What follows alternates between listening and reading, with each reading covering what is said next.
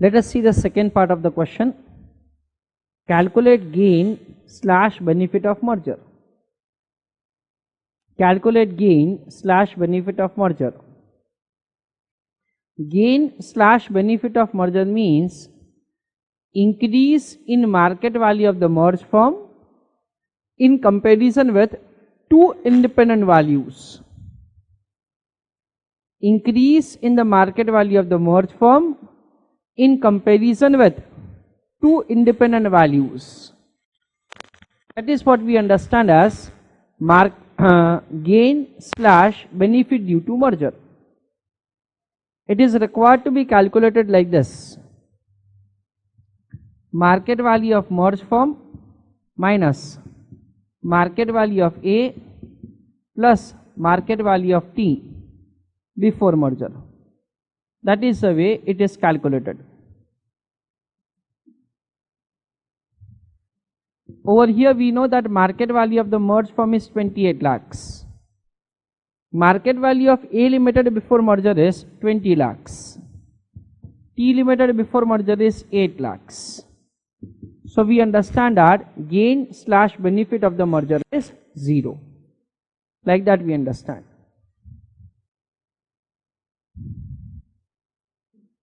Friends, before I show you, before we do second part of the question, I want to do first part of the question once again with an alternative method. Calculation of market value of the merged firm once again with other method, that is method number 2. Presently I am not giving any explanation about this method. Presently I am not giving any explanation about this method. I am just showing you the calculation, which I would like you to copy down. Later on I will explain you this calculation method. I just speak the things which are written on the board. Calculation of market value of the merged firm by adopting method number 2. In that, working note number 1 is calculation of weighted average price earning ratio of the merged firm. In short form, WA, weighted average PE ratio of the merged firm. Name of the company, A company, T company. Earning after taxation 1,80,000. Summation 1,80,000. Weight / proportion, like 10 divided by 18, 8 divided by 18. Price earning ratio 20 times and 10 times. Weight into price earning ratio. Weight into price earning ratio. With that, weighted average price earning ratio will be calculated by us.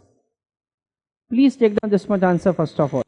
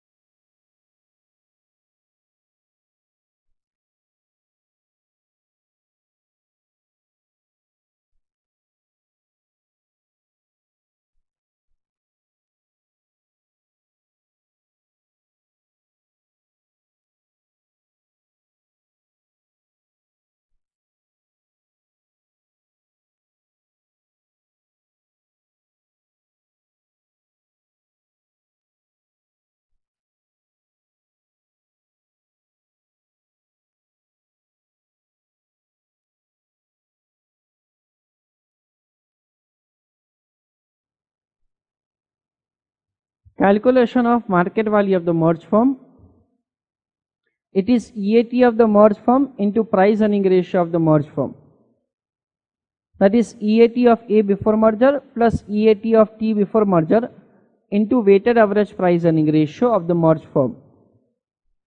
1 lakh plus 80,000 into 280 divided by 18. Answer comes to 28 lakhs. Presently, I would like you to write this answer. Later on, conceptually, we are going to understand this method. Please take down answer from board.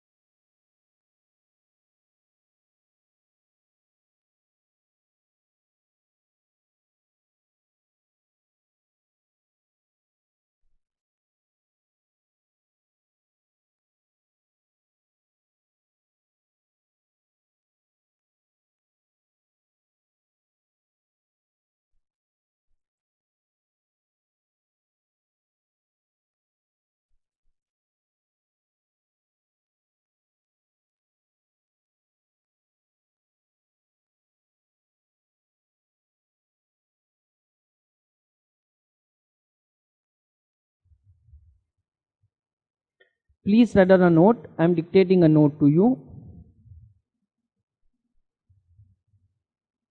Gain slash benefit due to merger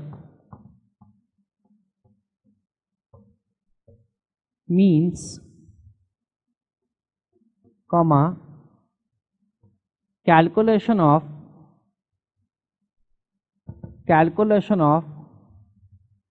incremental slash additional value of the firm, comma, in comparison with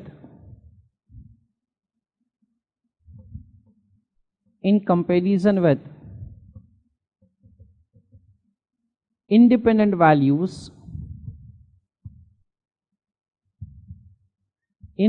values comma, that A Limited and T Limited had before merger.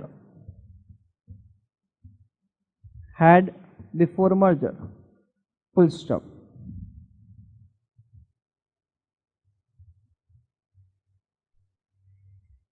So friends, second part of the question, calculation of gain slash benefit due to merger.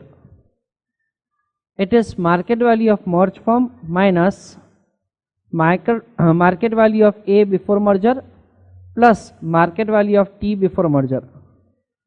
Market value of A before merger is 20 lakhs, T before merger is 8 lakhs. 28 lakhs subtracted from 28 lakhs, so it is 0. There is no synergy gain, like that we understand. Please take down answer from board.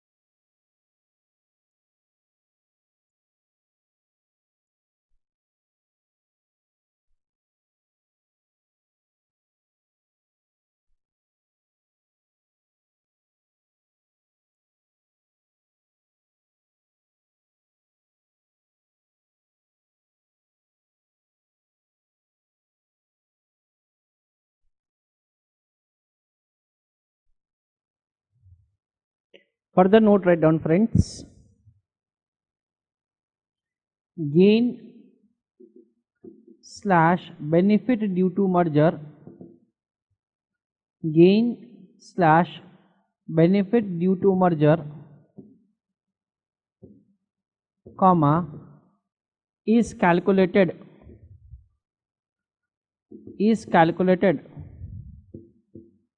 from overall point of view.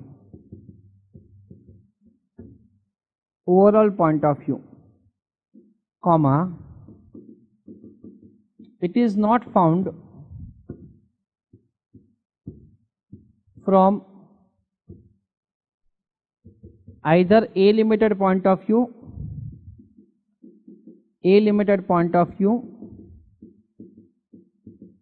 or T limited point of view.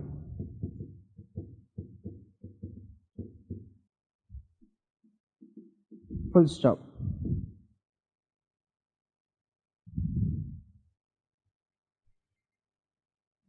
Let us see third part of the question. The question says that calculate MPS of the merged firm.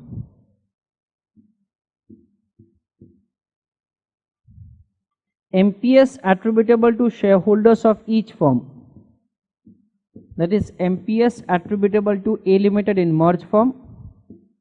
MPS attributable to shareholders of T Limited in merged firm. Profit / loss to shareholders of each firm if exchange ratio is 0.20, 0.60. So the question says calculation of MPS of the merged firm.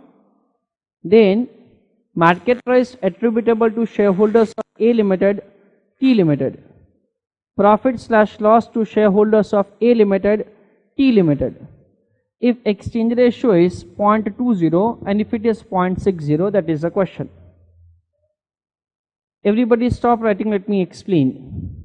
We can say friends that MPS of the merged firm is market value of the merged firm divided by number of shares of the merged firm.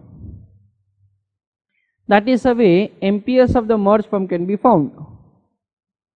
So we can say that 28 lakhs divided by NA plus NT into ER.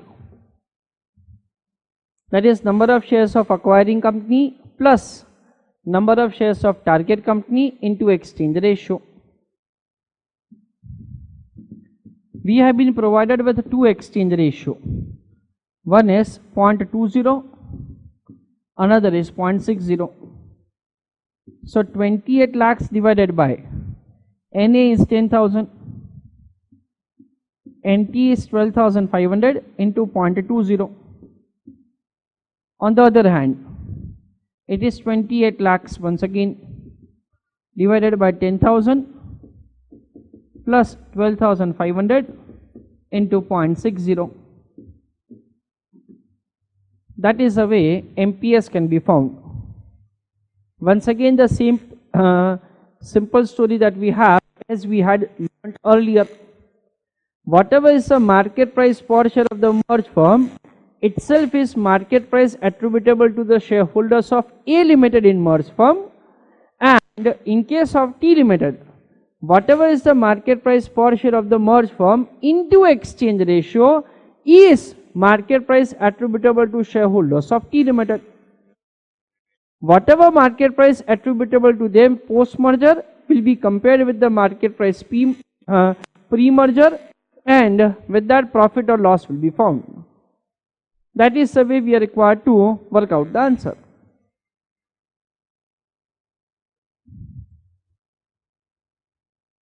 Let us see friends, answer for the third part of the question.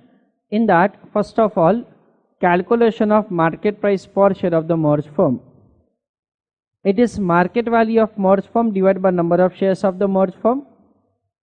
28 lakhs divided by NA plus NT into ER.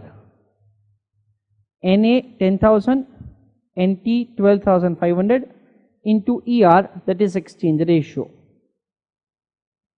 If exchange ratio is 0.20, 28 lakhs divided by 10,000 plus 12,500 into 0.20. 12,500 into 0.20, 2,500 added to 10,000. So in that case, MPS is 224 rupees per share. If exchange ratio is 0.6, 28 lakhs divided by 10,000 plus 12,500 into exchange ratio 0.60.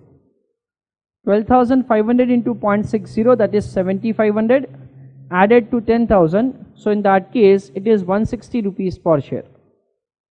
Please take down entire answer from board.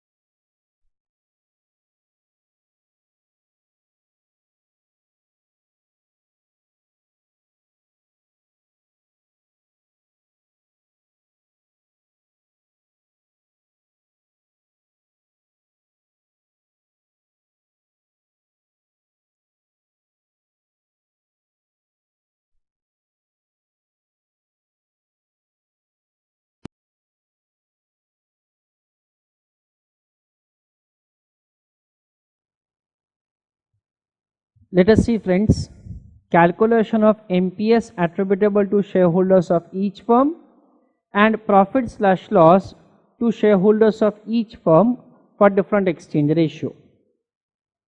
Exchange ratio 0.20. MPS of the merged firm is 224. Before merger it was 200, so there is appreciation of 24 rupees. MPS attributable to shareholders of T Limited is MPS of the merged firm into exchange ratio minus MPS of T before merger 64 rupees. Like that, there is reduction of 19 rupees and 20 paise.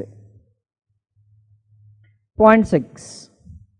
MPS attributable to shareholders of A Limited in merged firm is MPS of merged firm itself. I hope that everybody is clear with the logic. The logic is same as I explained you earlier, that shareholders of A Limited are holding same number of shares as they were holding before. Like suppose I was holding one equity share of A Limited before merger. My wealth was rupees 200. If exchange ratio is 0.6, then my company has acquired another company, and because of that, market price of equity share reduces to 160. So 160 minus 200, it is negative 40 rupees. On the other hand, we understand that shareholders of T Limited, suppose one share held by an investor, his wealth was rupees 64. Now, if at all T Limited is acquired by A Limited by offering exchange ratio of 0.6, then we understand that say one equity share has market price of 160. Shareholders of T Limited are holding 0.6 share for every one equity share held by them. So 160 into 0.6, 96 rupees that they have. Before merger, it was 64 rupees. So there is appreciation of 32. Once again friends, over here there is nothing else but it is like the shifting of wealth from one company to another company. Like that we understand. We can see that say over here it is positive 24 rupees and over here 19.2 negative. So whatever the 19.2 negative into number of shares of T Limited before merger, that itself is the increase in total value of acquiring company, that is 24 rupees per share into number of shares of A Limited before merger. Similarly over here there is sacrifice of 40 rupees per share, and over here there is appreciation of 32 rupees per share. So 32 rupees into NT before merger will always be equal to 40 rupees negative into number of shares of A Limited before merger. Please take down answer from board.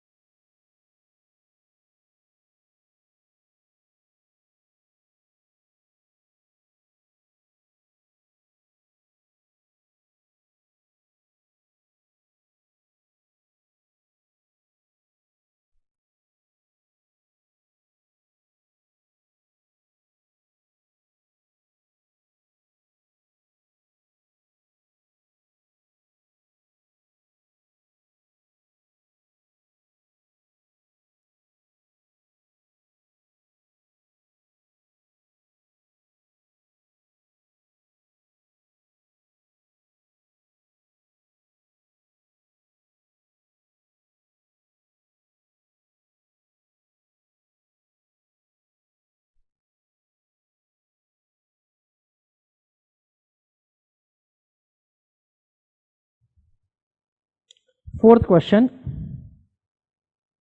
Calculate maximum affordable exchange ratio to A Limited so that MPS attributable to A Limited is not diluted after merger. Friends, over here we can understand that if at all exchange ratio is 0.20, MPS attributable to A Limited increases. If exchange ratio is 0.60, MPS attributable to A Limited decreases. It means that between these two exchange ratios, there must be an exchange ratio at which MPS attributable to A Limited in merged firm is same as it was before merger, that is a situation of no profit, no loss to shareholders of A Limited, like that we understand. I repeat my explanation. If exchange ratio is 0.2, then there is profit to A Limited shareholders.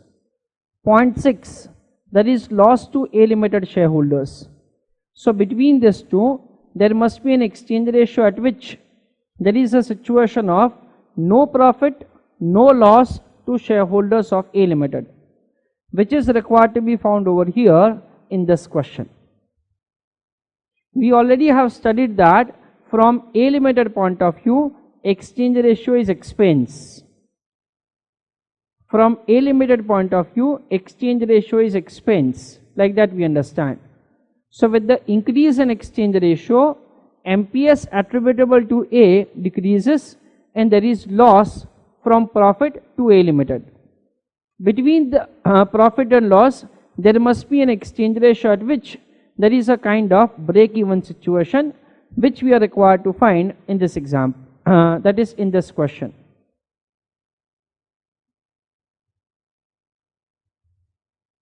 Friends, this answer can be found something like this. Everybody stop writing, let me explain you. Method number 1 of calculation. Method number 1 is something like this. We can say that MPS attributable to shareholders of A Limited equals to MPS of the merged firm itself. MPS of the merged firm itself. MPS attributable to A Limited in merged firm should be same as it was before merger, that is 200 rupees. MPS of the merged firm is calculated as market value of the merged firm divided by number of shares of the merged firm. Number of shares of the merged firm is NA plus NT into ER, that is number of shares of acquiring company plus shares issued to target company. So 200 rupees per share is equal to 28 lakhs divided by NA 10,000 shares, NT 12,500 shares into exchange ratio to which X variable is assigned. This is transferred on this side, so it is 10,000 plus 12,500 X is equal to 28 lakhs divided by 200. So 12,500 X is equal to 14,000 minus 10,000. So X is equal to 4,000 divided by 12,500. With that, we can make the calculation of X.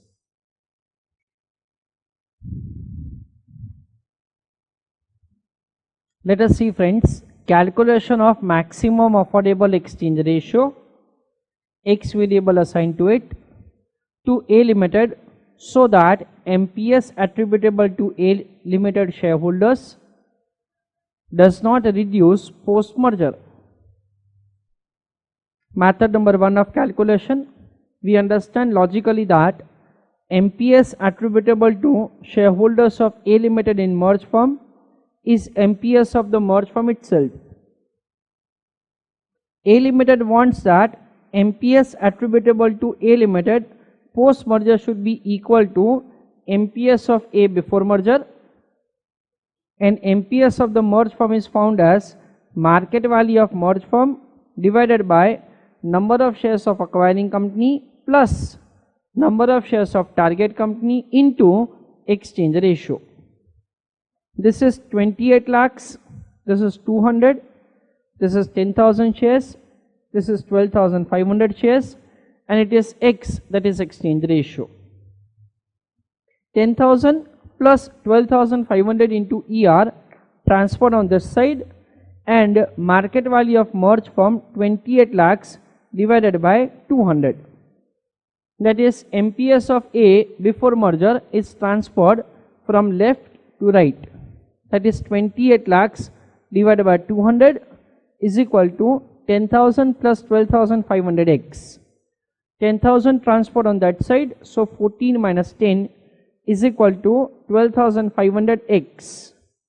X is equal to 4,000 divided by 12,500, 0.32, that is 0.32:1. Please take down answer from board.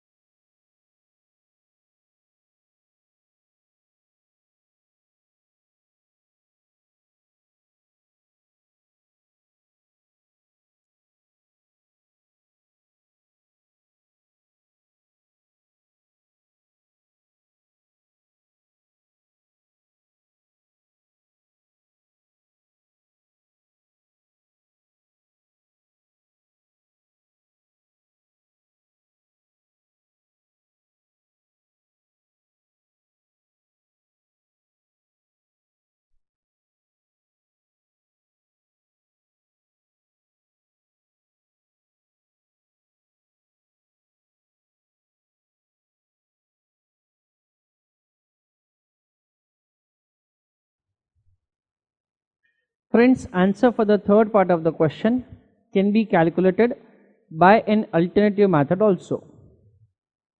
The alternative method is like this. We can calculate like maximum affordable exchange ratio to A Limited so that MPS attributable to A Limited does not decrease post merger is equal to MPS of T before merger, MPS of T before merger divided by MPS of A before merger. So that comes to 64 rupees divided by 200, that is 0.32, that is 0.32:1. Like that also you can calculate answer.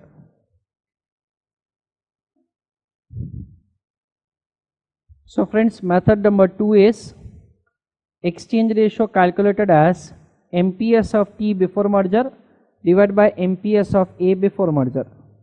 64 divided by 200, 0.32 or 0.32:1. Please take down answer from board.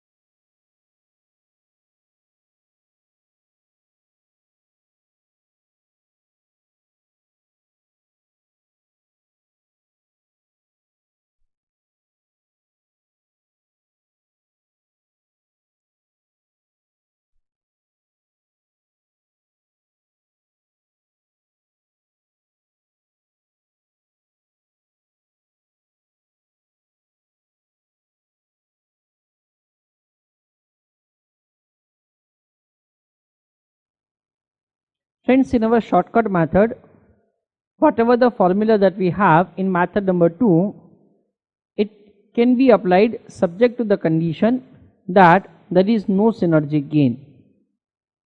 Method number 2 is possible only if there is no synergic gain.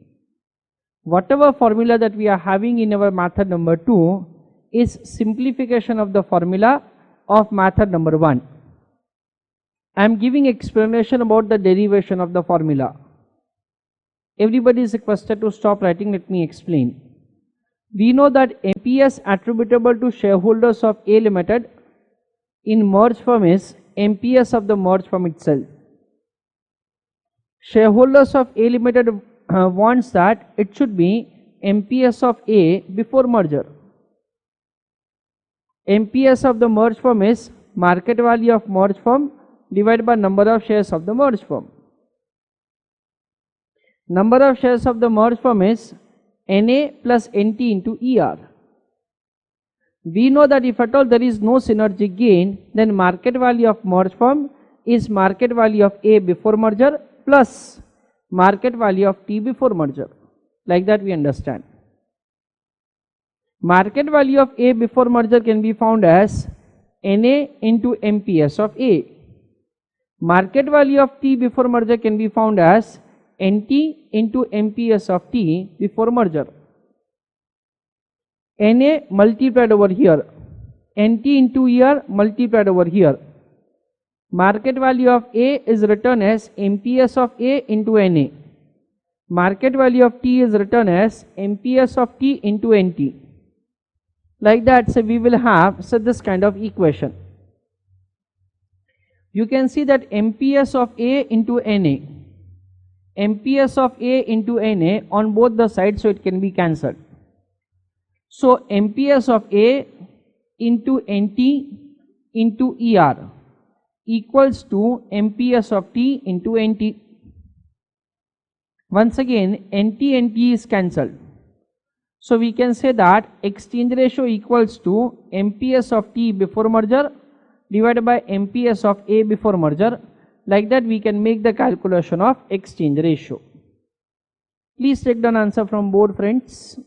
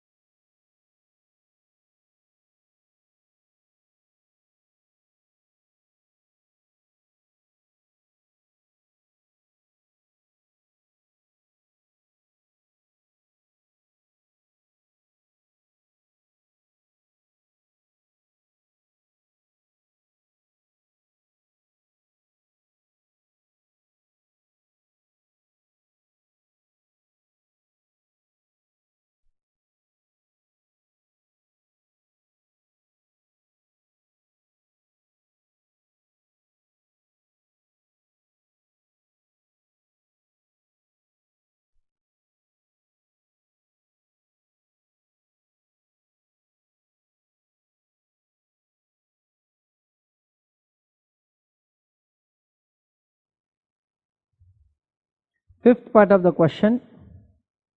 Calculate minimum required exchange ratio by T Limited so that MPS attributable to T Limited is not diluted post-merger.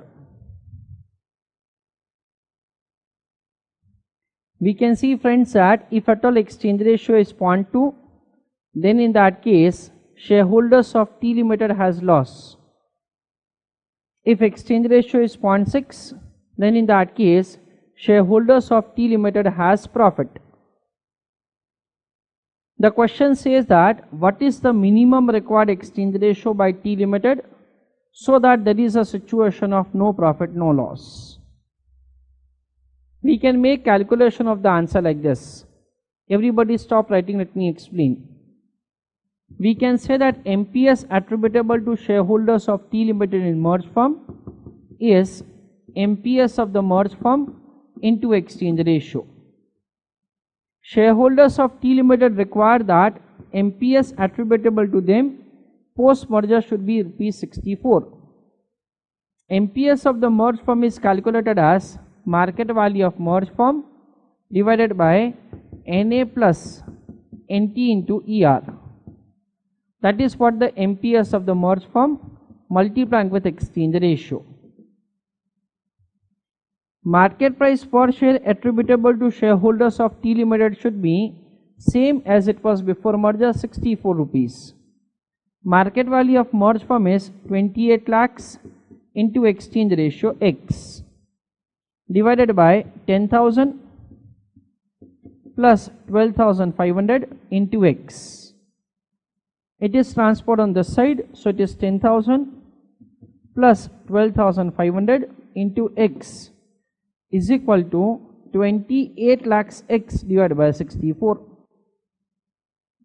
And so on, further calculation will be made, and with that we will make the calculation of X, that is minimum required exchange ratio by shareholders of T Limited so that MPS attributable to them does not decrease post merger.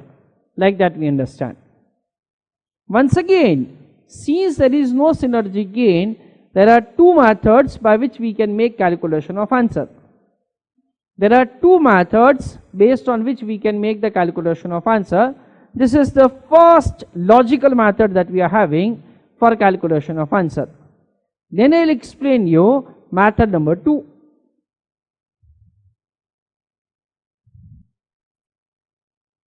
So friends, calculation of minimum required exchange ratio, assigning X variable to it by shareholders of target company so that MPS attributable to shareholders of target company does not decrease post merger. Method number 1.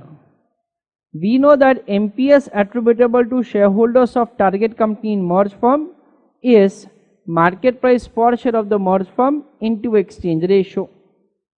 Like that we understand. Shareholders of T Limited want that MPS attributable to them should be same as it was before merger, and market price of the share of the merged firm is market value of the merged firm divided by number of shares of the merged firm.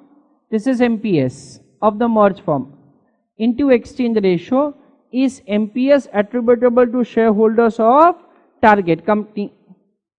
28 lakhs divided by NA plus NT into ER multiplying with ER.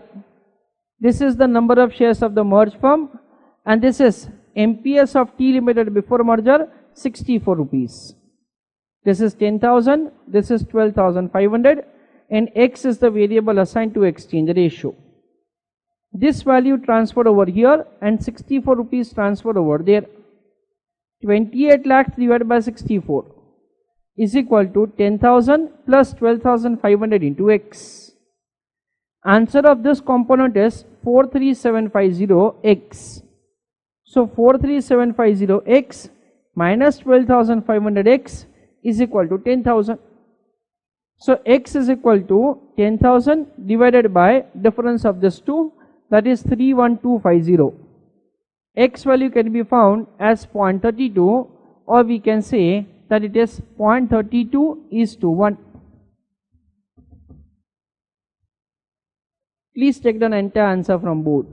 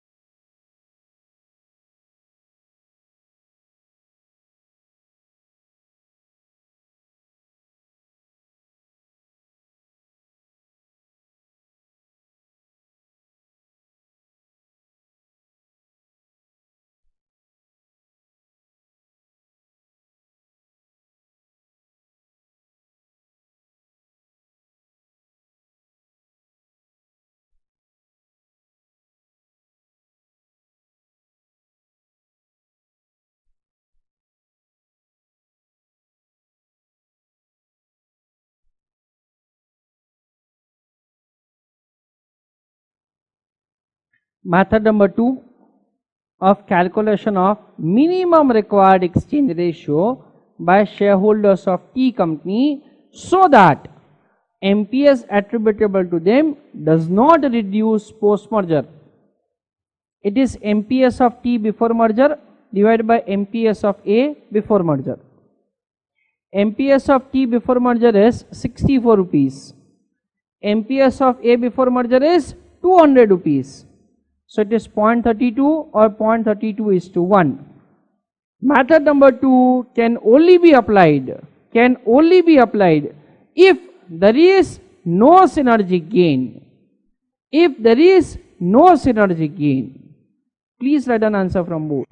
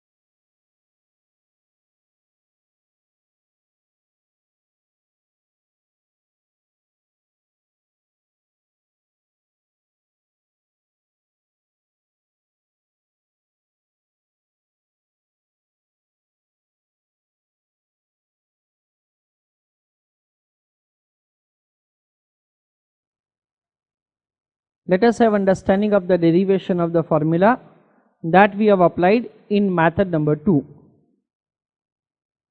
MPS attributable to shareholders of T Limited in merge firm is MPS of the merge firm into exchange ratio.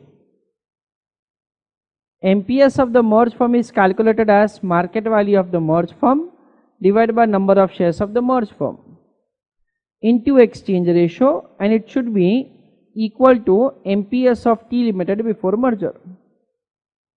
If there is no synergy gain, then market value of merge firm is market value of A before merger plus market value of T before merger. That is NA into MPS of A before merger, NT into MPS of T before merger, whole into ER, that is exchange ratio, divided by NA plus NT into ER. It is transferred on this side, and this exchange ratio is multiplied to this. This exchange ratio is multiplied to this. So in that case, we will have like the equation like this: MPS of T into NA plus MPS of T into NT into ER. That is number of shares of the merged firm transferred on the left hand side and multiplied with the market price of T Limited before merger is equal to market value of A Limited before merger into exchange ratio plus market value of T Limited before merger into exchange ratio. You can see that this equation and this equation is same, MPS of T, NT, ER. So it is cancelled. So we have MPS of T into NA is equal to NA into MPS of A into ER. Once again you can see that NA can be cancelled. So ER is equal to MPS of T divided by MPS of A. Precisely exchange ratio is equal to MPS of T before merger divided by MPS of A before merger. Importantly, shortcut formula can be applied only if there is no synergic gain. Friends, this derivation of formula is only for your understanding purpose. You may write this, you may not write this. I am giving time to write this derivation of the formula, those who want to write.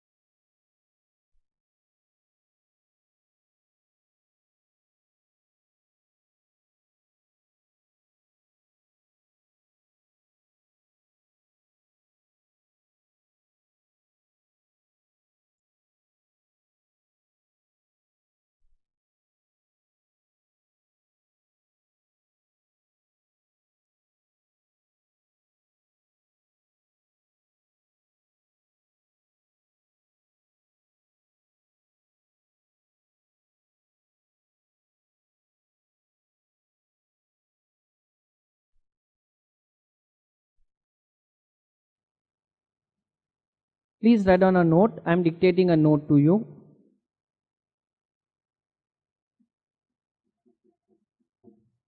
Please write on a note.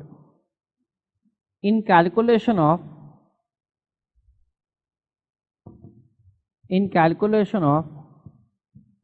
answer for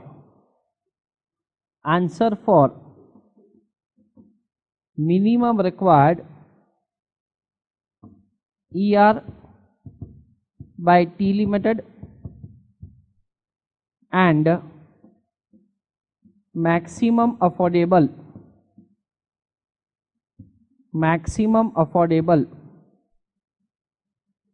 ER to A limited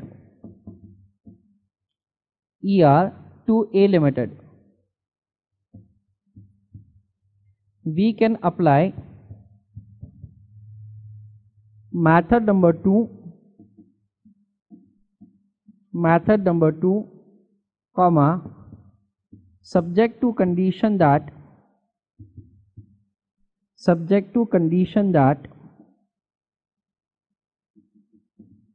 comma there is no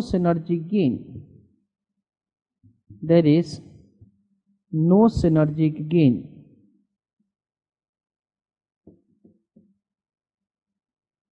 Full stop.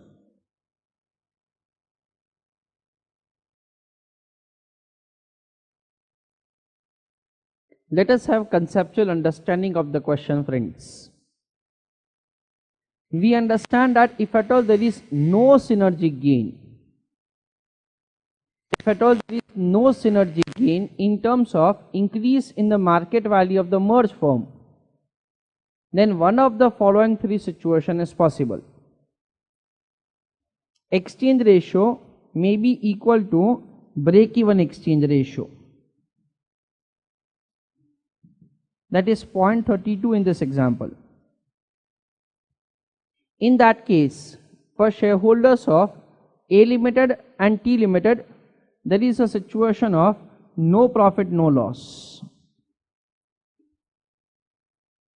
Exchange ratio may be less than break-even exchange ratio.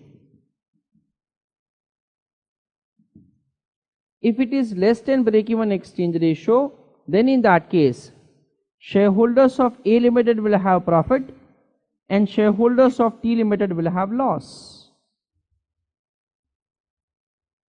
Exchange ratio may be higher than break-even exchange ratio. Then in that case, shareholders of T limited will have profit and shareholders of A limited will have loss. We already have made all these computations. Exchange ratio 0.20 and 0.60. In this case, you already have results. Like that, say we already have cross verification of all these answers. Please take down this, friends.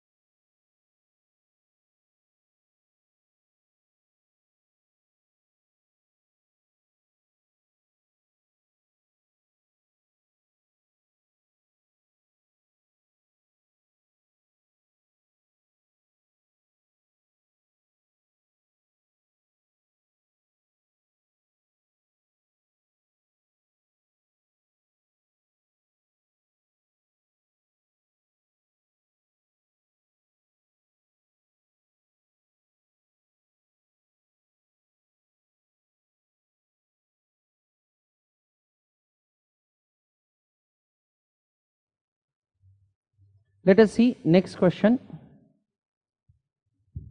Question number 2b. A Limited acquires T Limited. On the date of acquisition, position of both the companies were as under. For A company and T company, earning after taxes 1,80,000 respectively. Number of equity shares 10,000, 12,500. EPS is 10 rupees and 6 rupees 40 paise. Price earning ratio 20 times 10 times. EPS into price earning ratio is MPS, that is 200 rupees and 64 rupees respectively. There is savings of expenses and increase in revenue post merger. Highlight the portion. Present value of the same is rupees 12 lakhs. The first question is calculate market value of the merged firm. Second question is calculate gain / benefit of the merger, and so on. Further questions have been given. Everybody is requested to go through the question, please.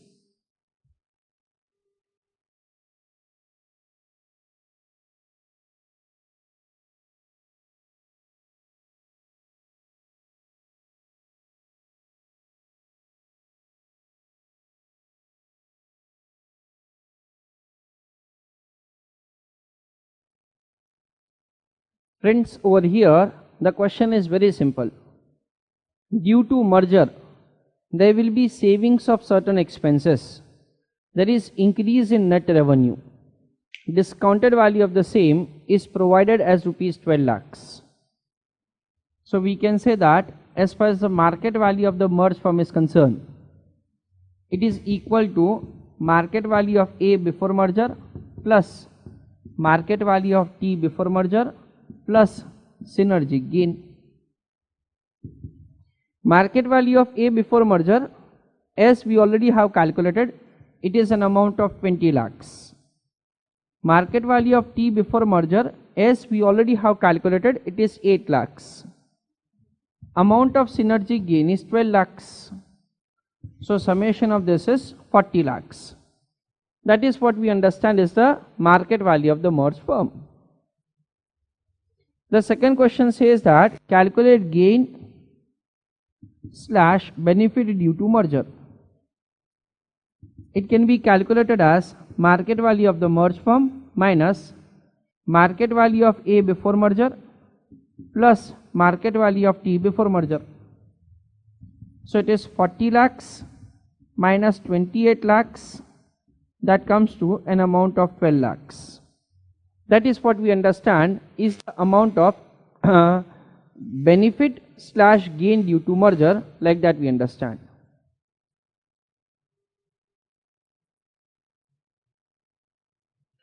Let us see, friends, working note number 1, calculation of market value of A and market value of T before merger.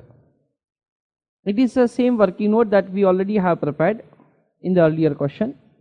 For A company and T company, it is 20 lakhs and 8 lakhs. Then calculation of market value of the merged firm, it is market value of A before merger plus market value of T before merger plus synergy gain.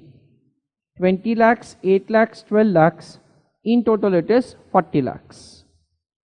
Please take down answer from board.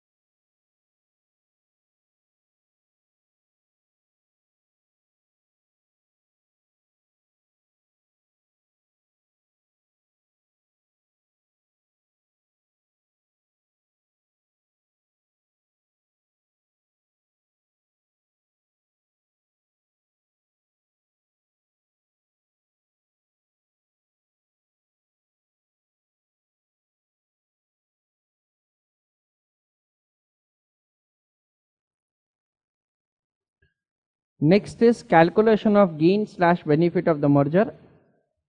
It is difference between market value of the merged firm and market value of two independent firms before merger. Market value of the merged firm has been found by us, it is 40 lakhs. Market value of A before merger was 20 lakhs and T before merger it was 8 lakhs. 28 lakhs subtracted from 40 lakhs, so it is 12 lakhs of rupees. Please take down answer from board.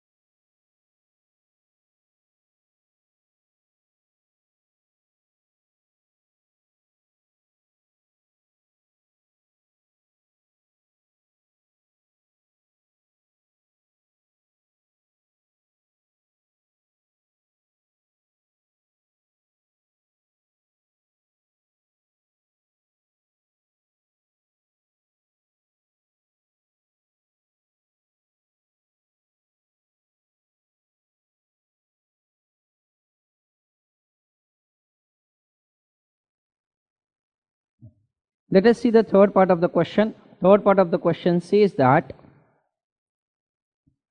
calculate MPS of the merged firm. Calculate MPS attributable to shareholders of each firm and calculate profit slash loss to shareholders of each firm for following exchange ratio. Different exchange ratios have been provided.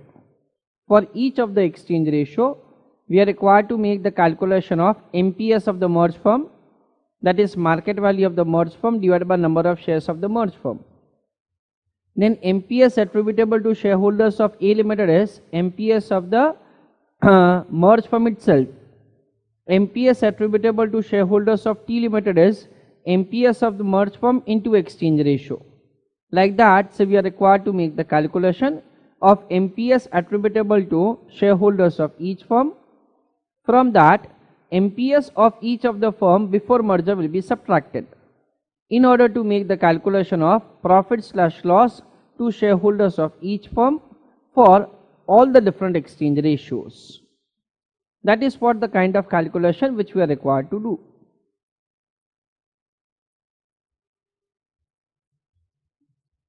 Let us see answer for the third question in that working note number 1.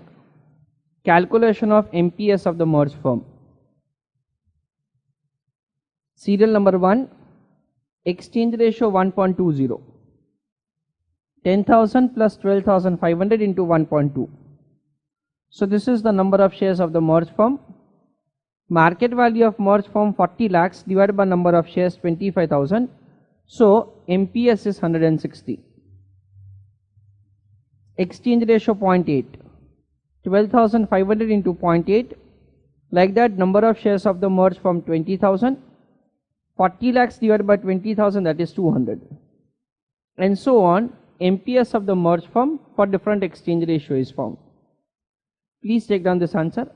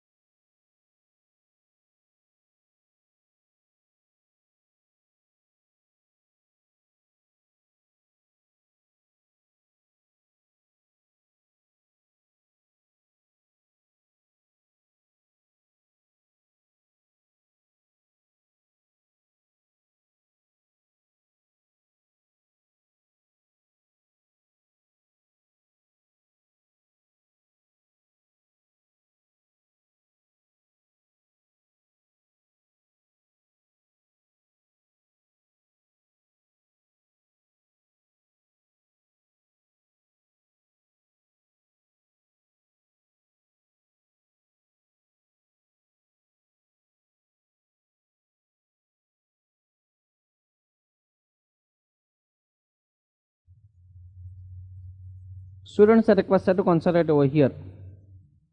The next working is calculation of MPS attributable to shareholders of each firm and profit/loss to shareholders of each firm. Friends, over here we have made calculation of MPS of the merged firm for different exchange ratio. For example, exchange ratio 1.20. In that, MPS of the merged firm is an amount of 160. We understand that as far as the A Limited is concerned, MPS of the merged firm itself is MPS attributable to shareholders of A Limited. MPS of the merged firm itself is MPS attributable to shareholders of A Limited. Before merger, it was rupees 200. So we can say that it is 160 minus 200. Like that, it comes to negative 40. MPS attributable to shareholders of T Limited in merged firm is 160 into 1.20. That comes to 192. Before merger, MPS was rupees 64. So profit/loss to shareholders of T Limited is 192 minus 64. Like that, the computation will be made. Next exchange ratio is 0.80. In that, MPS of the merged firm is rupees 200. That itself is MPS attributable to shareholders of A Limited. Before merger, it was 200. So 200 minus 200, profit/loss 0. For T Limited, we understand that MPS attributable to it post merger is MPS of the merged firm 200 into exchange ratio 0.80, that is 160. Before merger, it was 64. So we understand that so there is profit of rupees 96. And so on, we are required to compute the answer. Please take the answer from board.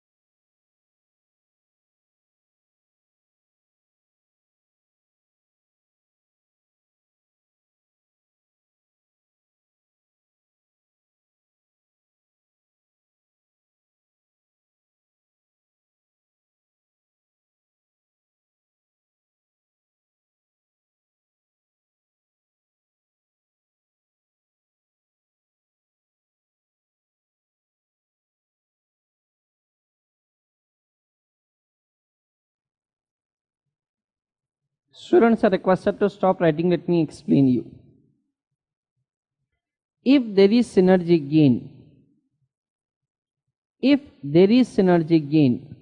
one of the 5 situations can exist.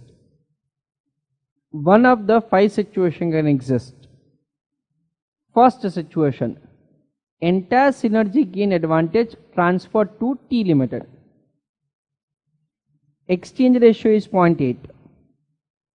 No profit, no loss to shareholders of A Limited. 96 rupees is the increase in the market price per share of T Limited. You can make computation. 96 into 12,500. It is exactly 12 lakhs. That is the synergy gain. Opposite to this, exchange ratio 0.2. Entire synergy gain transferred to shareholders of A Limited.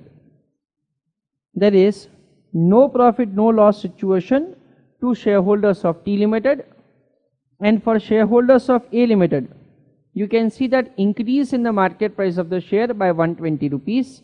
120 into 10,000, simply it is 12 lakhs. Like that we understand. So this is situation number 1. This is situation number 2.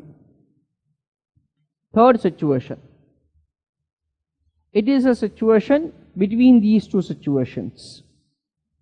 Any exchange ratio which is more than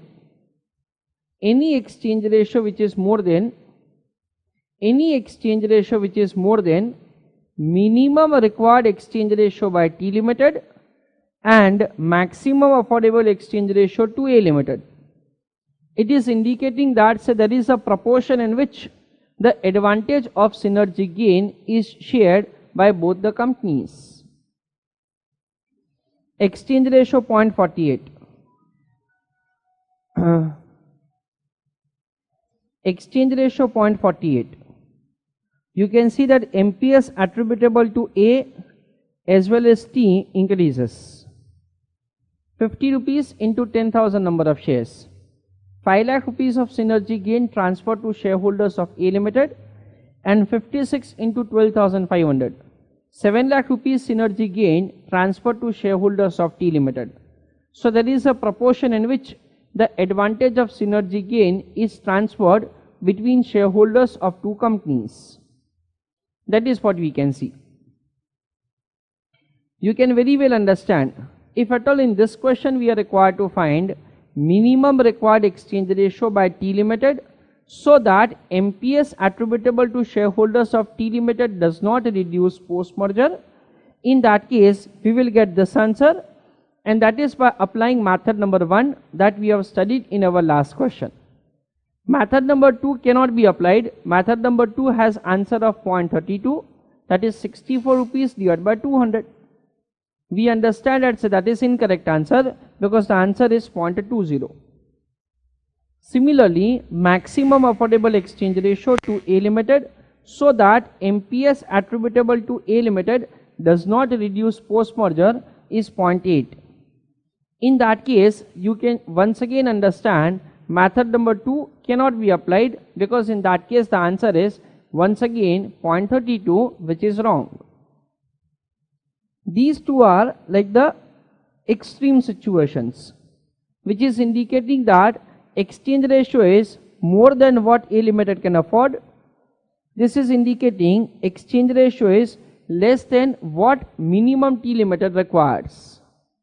In this case, there is profit to T Limited and loss to A Limited. This is indicating that 128 into 12,500 is the increase which is attributable to shareholders of T Limited minus 12 lakhs. So the remaining is the 4 lakh rupees of the value, which is indicating sacrifice by shareholders of A Limited in favor of T Limited. Similarly, we have a situation over here wherein we understand that say over here it increases by 155 rupees and 56 paise. Over here there is sacrifice of 28 rupees and 44 paise. So 28 rupees and 44 paise into 12,500 is the advantage which is passed on, is the value which is passed on by shareholders of T Limited in favor of A Limited. Over here we understand that, say 155.56 into 10,000, that comes to 15,55,556. Out of that, 12 lakhs is the synergy gain and remaining is the value transferred from T to A. Like that we understand.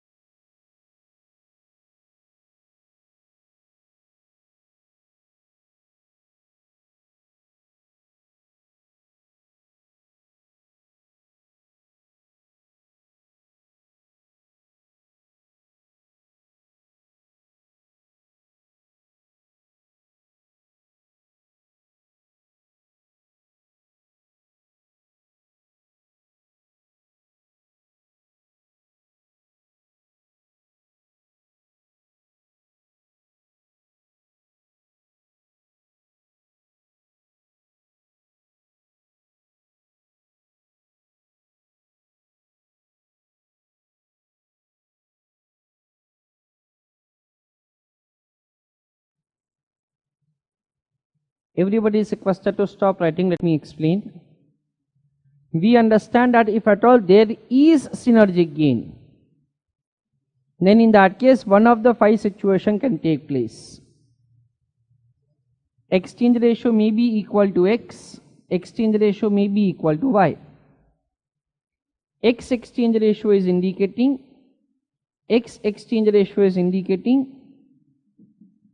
minimum required exchange ratio by T limited. In that case, T limited will have no profit, no loss, and A limited will have profit. Exchange ratio is equal to Y, that is maximum affordable exchange ratio to A limited, so that A limited has no profit, no loss, and T limited has entire synergy gain advantage, so there is profit. Third situation, exchange ratio is greater than X but less than Y. Importantly, both of them will have profit. Exchange ratio may be less than X, which is indicating A has profit and T has loss. Exchange ratio may be greater than Y, which is indicating that A limited will have loss and T limited will have profit. We have cross verification of all these answers, that is 0.10, 0.20, 0.48, 0.80, and this is 1.2. Like that, so we are having all these situations covered in this question. Please take down answer from board, friends.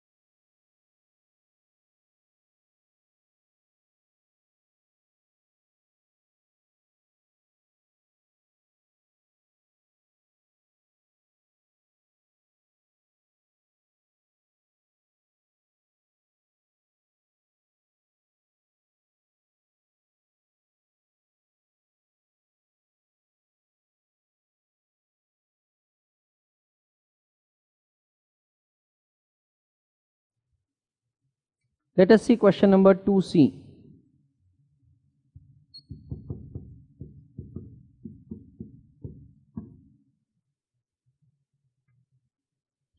A Limited acquires T Limited.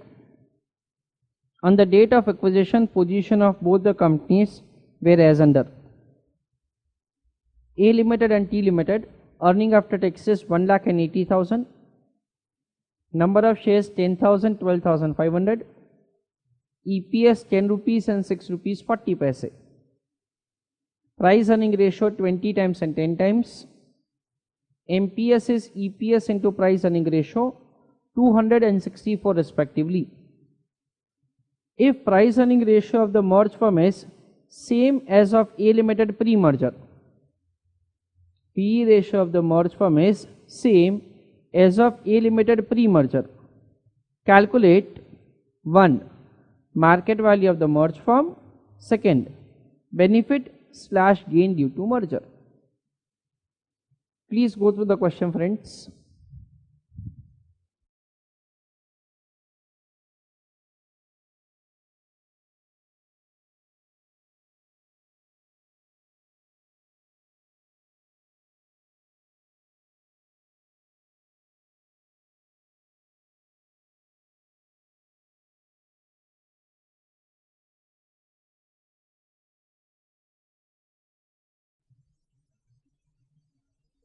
Friends, try to do on your own. Calculate answer of the question on your own.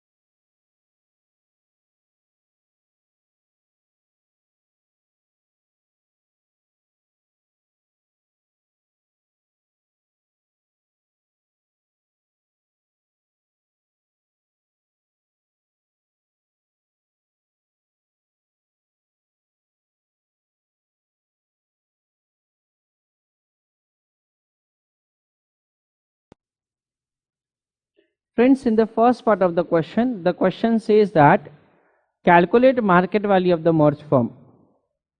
Everybody is requested to stop writing. Let me explain. The question clearly specifies that price earning ratio of the merged firm is same as price earning ratio of acquiring firm before merger. So we understand like this: market value of the merged firm equals to earning after taxation of merged firm into price earning ratio of the merged firm.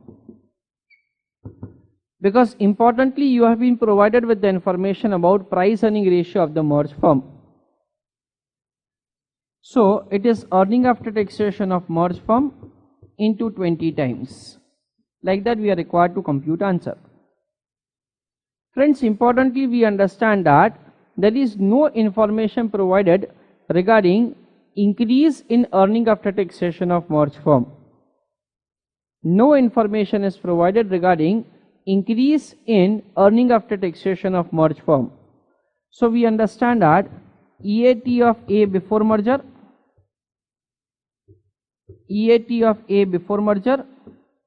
plus EAT of T before merger, that is EAT of the merged firm into price earning ratio of the merged firm, that is 20 times. EAT of A before merger is 1 lakh. EAT of T before merger is 80,000, multiplying with 20 times. So 1,80,000 into 20 times, that comes to rupees 36 lakhs. Like that we are required to make the calculation of answer. Further we understand that in second part of the question, we are required to calculate gain slash benefit due to merger.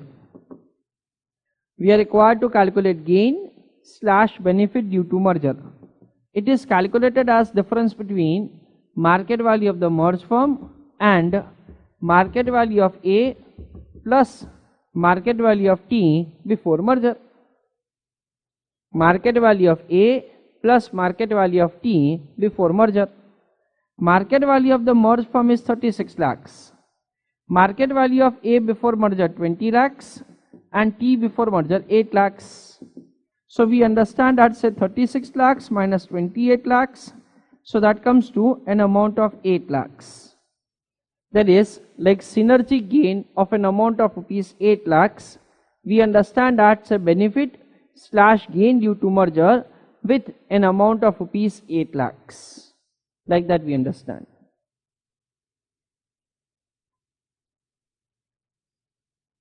Let us see answer for the first question. Calculation of market value of merged firm.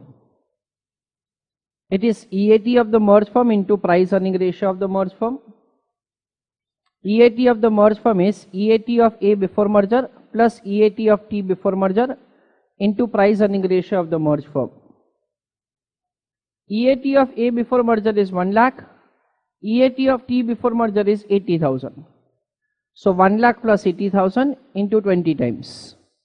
So that comes to 36 lakhs. Please take down answer from board.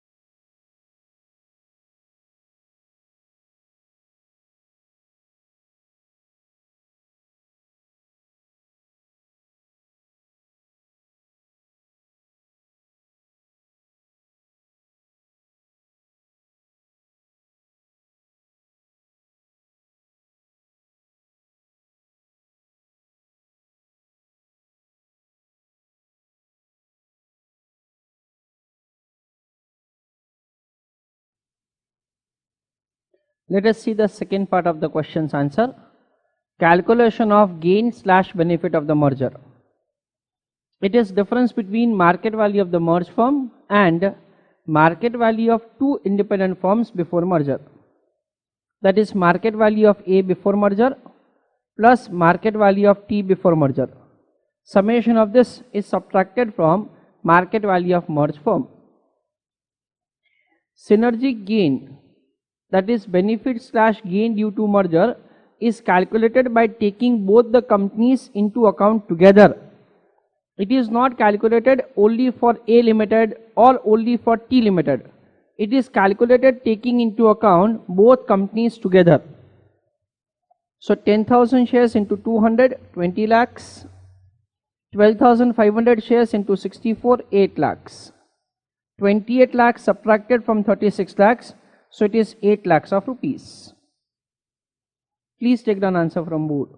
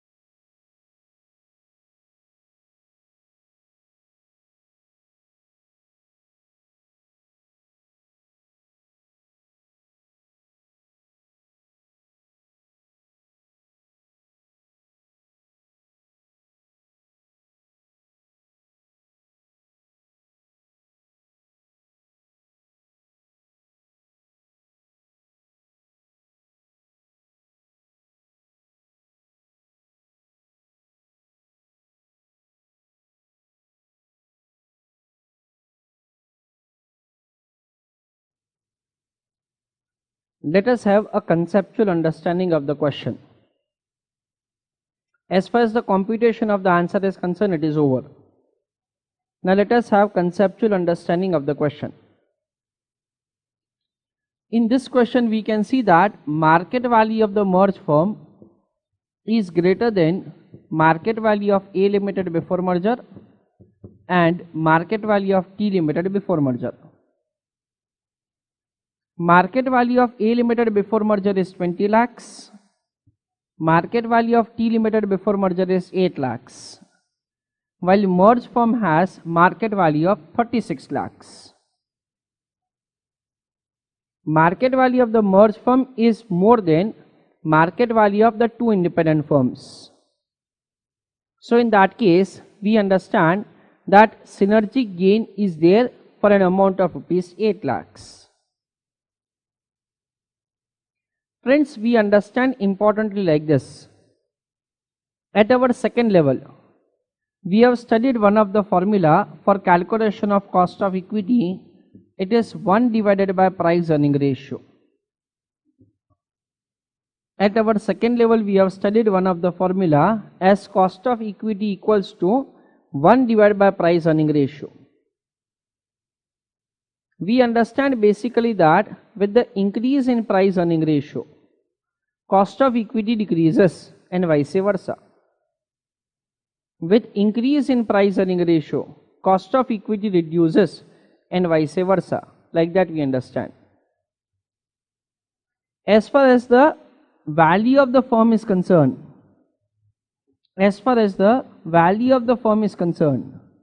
importantly friends, remember that value of the firm can be increased if at all there is increase in the earning of the company. At the same time, value of the firm can be increased if at all there is reduction in required rate of return. If at all there is reduction in required rate of return, then in that case the value of the firm can increase. Like that we understand. Basically in this question, what we can see that price earning ratio of the merged firm. Price earning ratio of the merged firm is greater than weighted average price earning ratio of two independent firms, that is indicating that overall required rate of return from the company's earning decreases by the shareholders. Overall expectation of the investor reduces, and because of that, so the value of the firm increases. I repeat my explanation once again.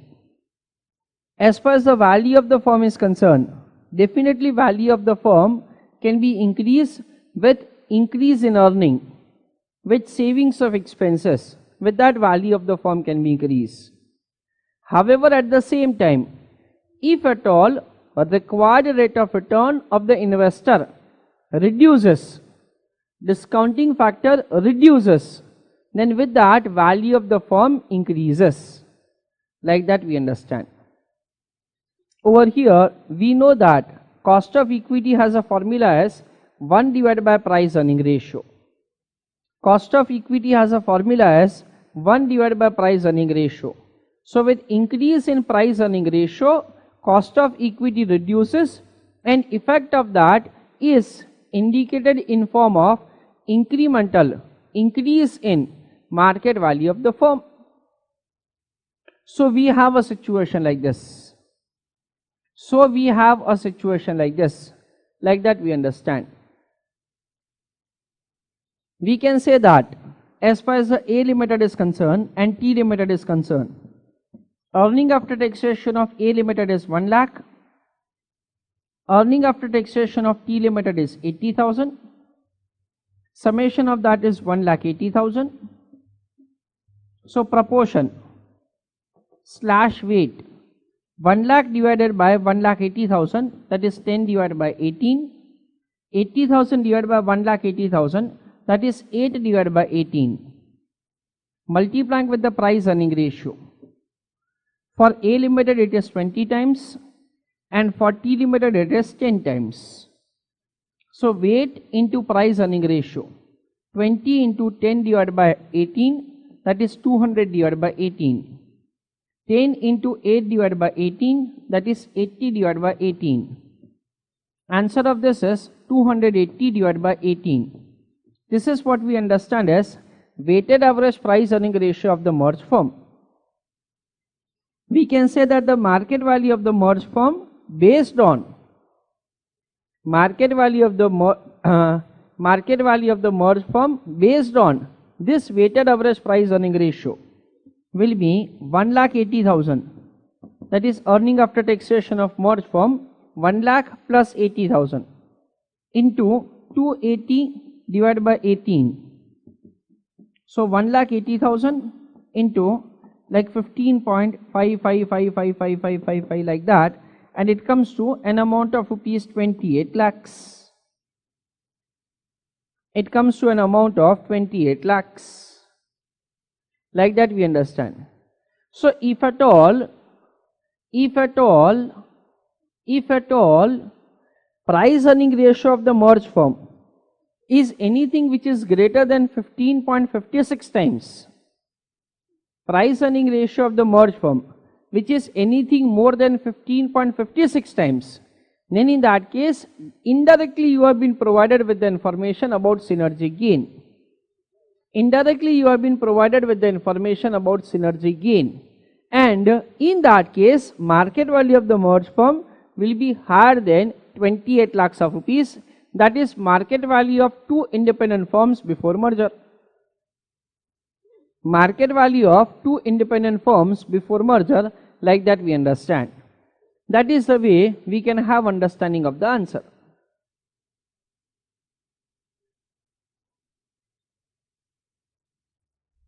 Friends, I would like you to write this working note, because I am going to use this value in the note that I am going to dictate you.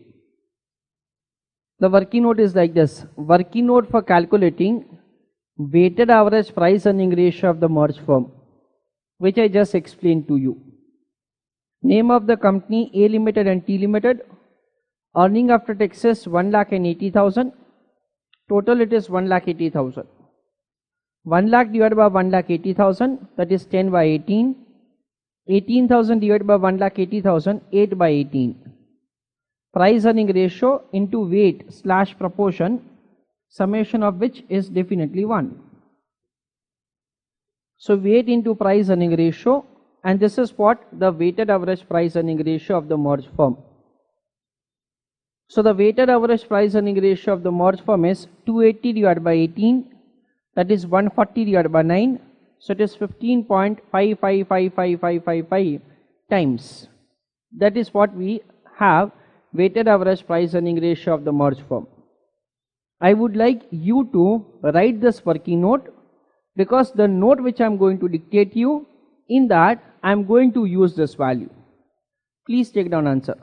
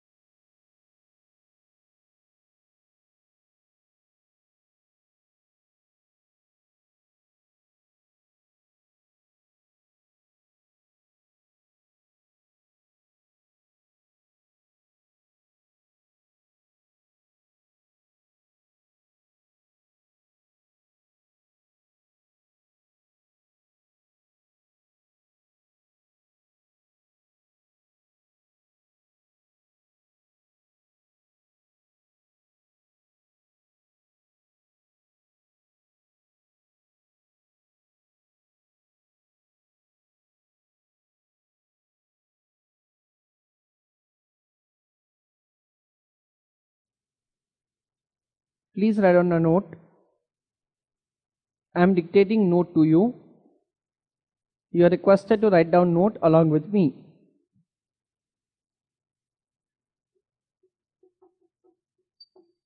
First point,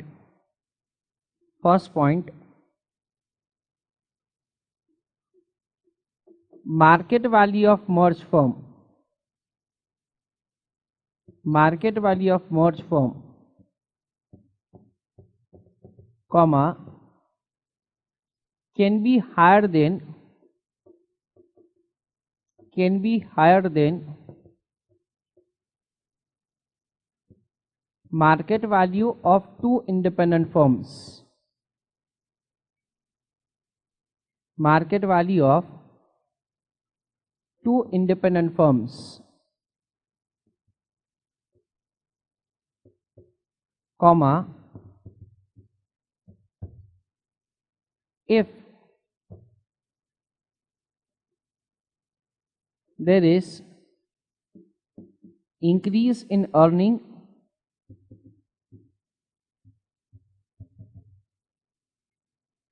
and or decrease in expense,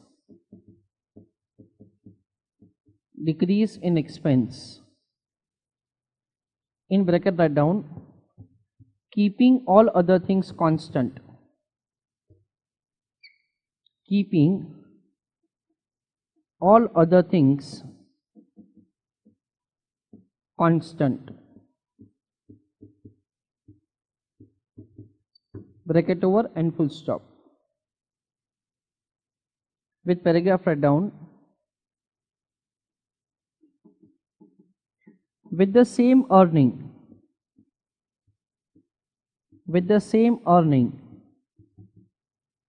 comma, market value of merged firm,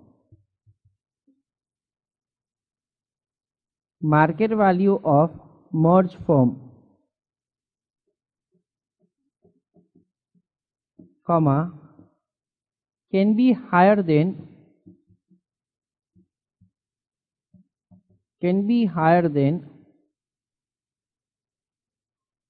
market value of two independent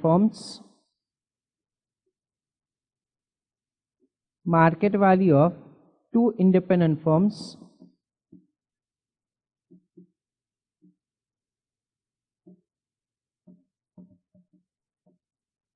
comma, if there is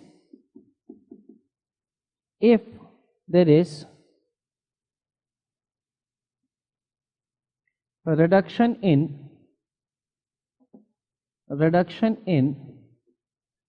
overall / weighted average cost of capital,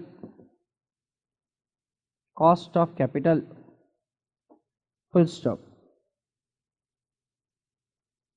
Second point, price earning ratio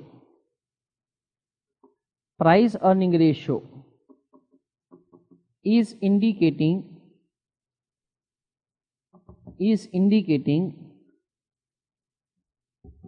risk that investors believe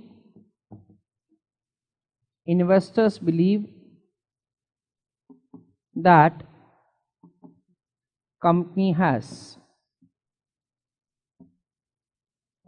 full stop.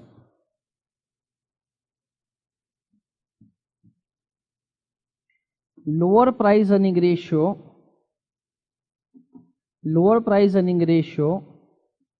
indicates more risk, comma, that is higher cost of capital,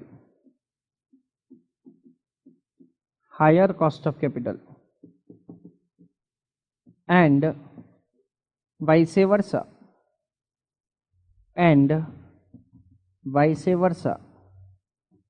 full stop. With paragraph write down, importantly,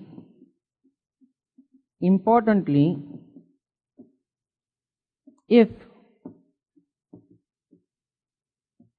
there is no change in earning of the merged firm, there is no change in the earning of the merged firm,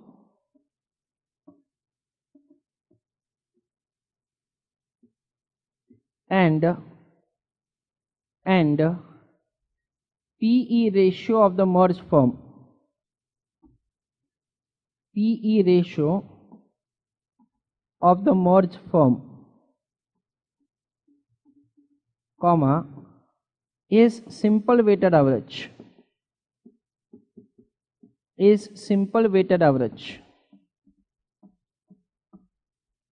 comma, then in that case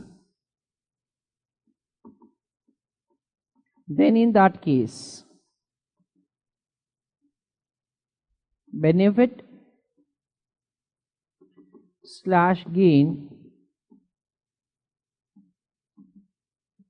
due to merger is 0, full stop. Which paragraph write down further? Importantly,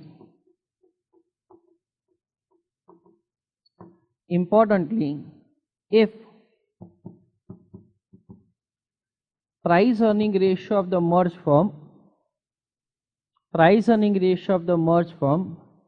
is greater than weighted average price earning ratio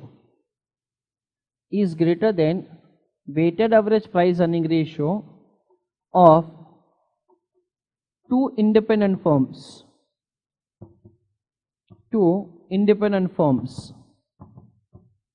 comma, then in that case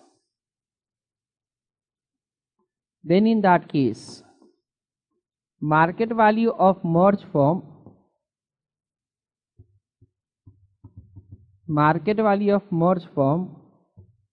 will be more than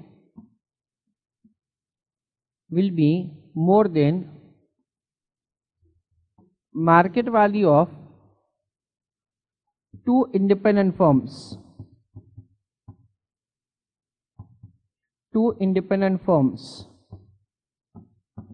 comma, before merger,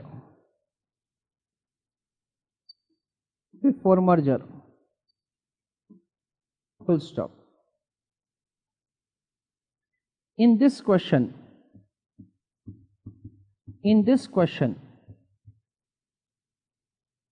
comma, PE ratio of the merged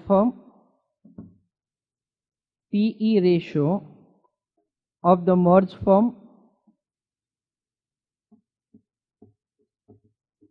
comma, is 20 times, comma, it is more than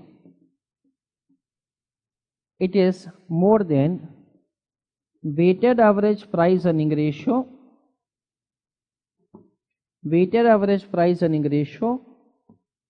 in bracket write down 15.55 times, comma, so there is increase in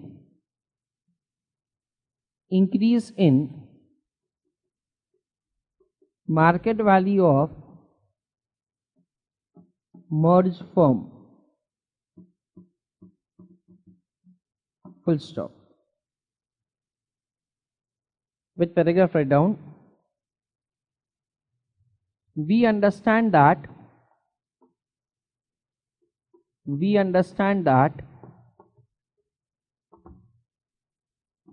earning of T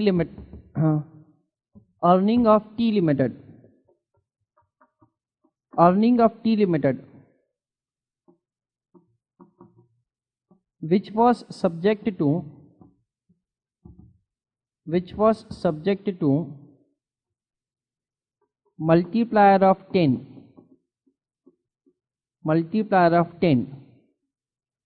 price earning ratio, comma, now getting multiplied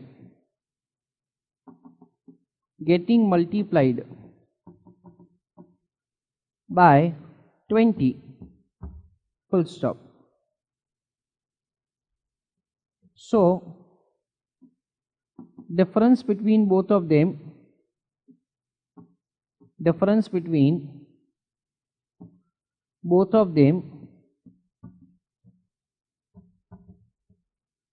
is 10, comma, multiplying to earning of T Limited,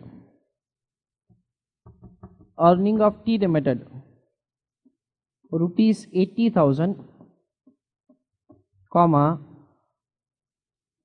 so we have gain slash benefit of merger rupees 8 lakhs. In bracket write down 80,000 into 20 minus 10. In another bracket write down 36 lakhs minus 28 lakhs. Bracket over and full stop. With paragraph write down, alternatively, comma, we can cross verify our answer as difference between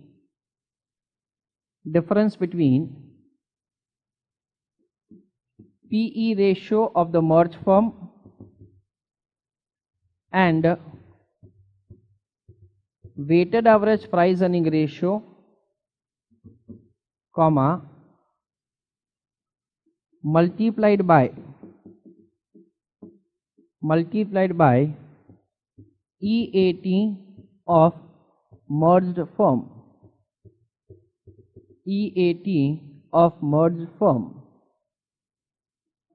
that is 1,80,000 into 20 minus 15.55,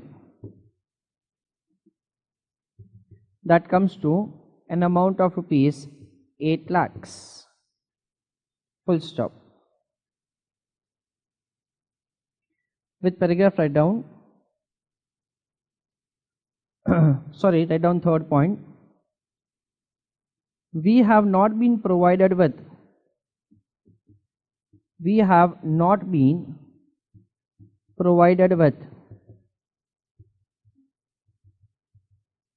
ER means exchange ratio, ER information to calculate MPS. Full stop. We understand that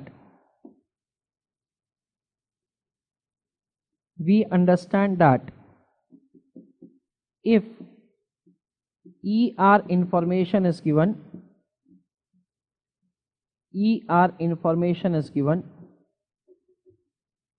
comma, then one of the five situations,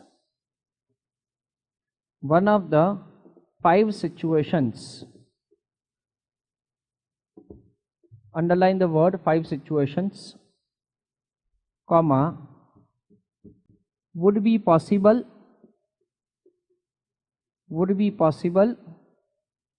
as we have studied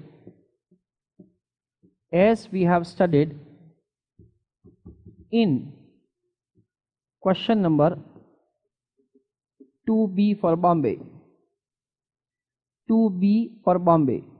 Full stop.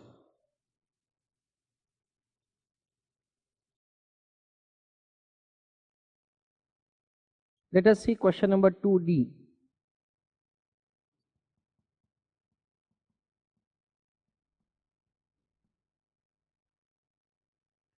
A Limited acquires T Limited. On the date of acquisition, position of both the companies were as under. Earning after taxation of A Limited 1 lakh, T Limited 80,000. Number of shares 10,000, 12,500. EPS is 10 rupees and 6 rupees 40 paise. Price earning ratio 20 times and 10 times. Market price of the share 264. So exactly the same information as the earlier questions. Expected dividend per share is 3 rupee 20 paise, that is D1. T Limited's expected growth rate, which is presently 7%, is likely to increase to 10% due to merger. Calculate 1. Market value of the merged firm, and second, benefit/gain due to merger. Please go through the question.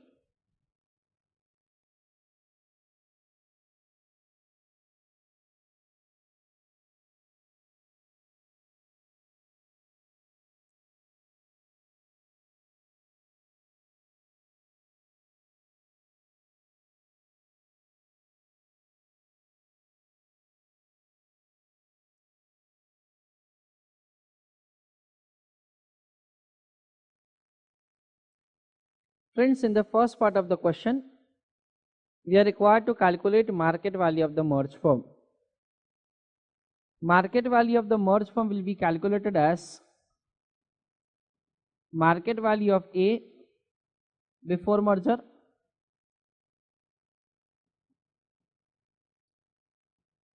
plus market value of T considering revised growth rate. This is the formula to be applied for calculation of the market value of the merged firm. Number of shares of A Limited before merger is 10,000. Market price of A Limited before merger 200. So like that, market value of A Limited pre-merger 20 lakhs plus market value of T Limited considering revised growth rate. So it is 12,500 into revised the market price of equity share. That is taking into account the revised growth rate. We know that the formula for calculation of P0 is D1 divided by KE minus G. Expected dividend per share is given to us in the question, 3 rupees 20 paise, divided by revised growth rate is provided 10%. However, cost of equity information is not given to us. Revised growth rate is given to us 10%. However, cost of equity is not provided to us. So we understand that taking into account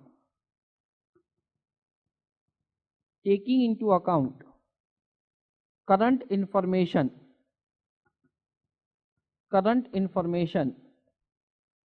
calculation of cost of equity. Cost of equity will be calculated as D1 divided by P0 plus growth rate. You can see that the D1 is given as 3 rupees 20 paise, P0 is given 64 rupees, and current growth rate is provided as 7%. So 3 rupees 20 paise divided by 64 rupees, that comes to 0.05 plus 0.07, so 0.12, that is 12%. So we understand that first of all, taking into account current information, will calculate cost of equity. As the line of the business is same, so we understand that whatever cost of equity that we have calculated, that is going to remain same with change in the growth rate. So taking over here 3 rupees 20 paise divided by 12% minus 10%, will calculate the revised P0, that is 160 rupees per share. Once we compute the revised market price of equity share 160 rupees, it will be kept over here. So 20 lakhs plus product of this two is Market value of T Limited considering revised growth rate, and summation of these two is market value of the merged firm. So whenever we have been provided with the information about change in growth rate of target company, we are required to apply 3 steps to calculate the answer for market value of the merged firm. First, calculate cost of equity considering present information. Second, taking into account a revised growth rate, calculate market price of equity share. Taking into account information about revised growth rate, calculate market price of equity share. And third, calculate market value of the merged firm, wherein market value of target company will be added to market value of acquiring company, and in that we are required to take revised market value of target company to be added to market value of acquiring company. That is the way we are required to make calculation of answer.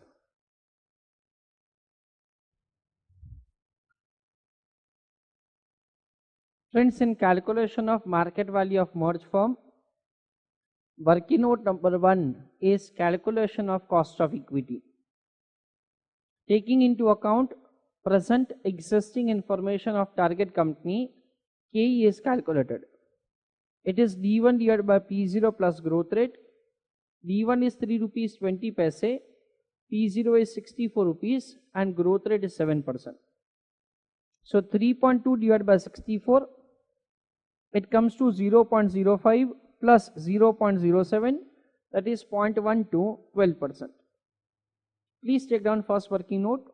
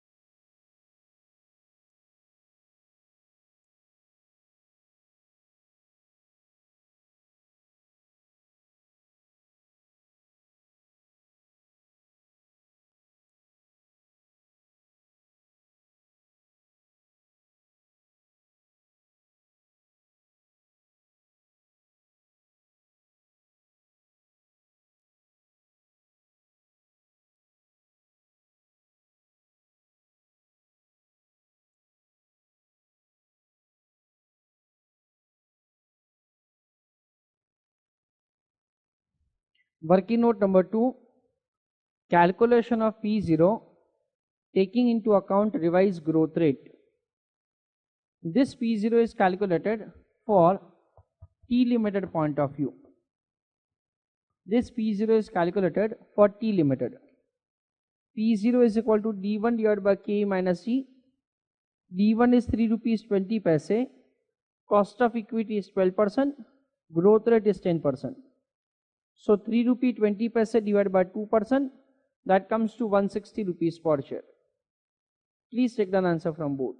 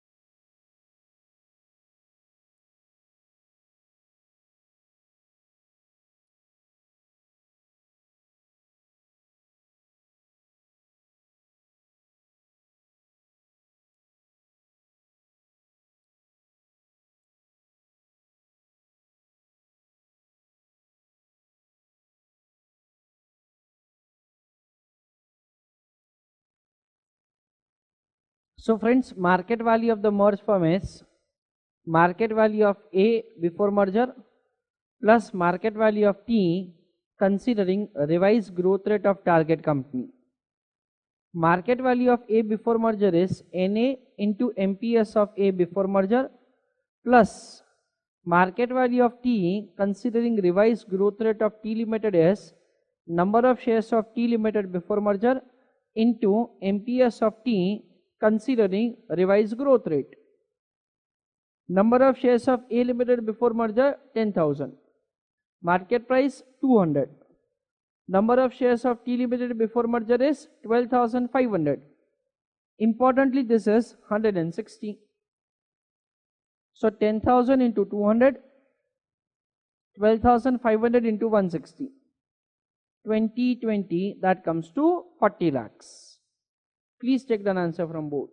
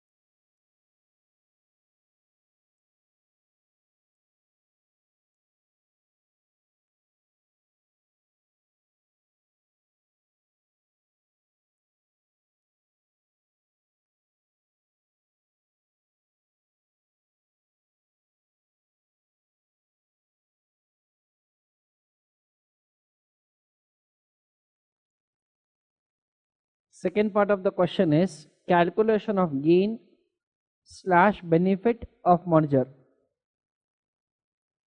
It is difference between market value of the merged firm and market value of A limited and T limited before merger.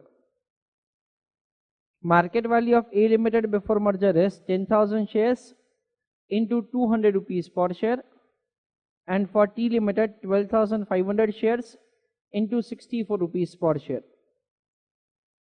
40 lakhs is the market value of merged firm minus market value of A before merger and market value of T before merger. Market value of A before merger is 20 lakhs and market value of T before merger is 8 lakhs. So 20 plus 8, 28 is subtracted from 40, so it comes to 12 lakhs of rupees. Please take the answer from board.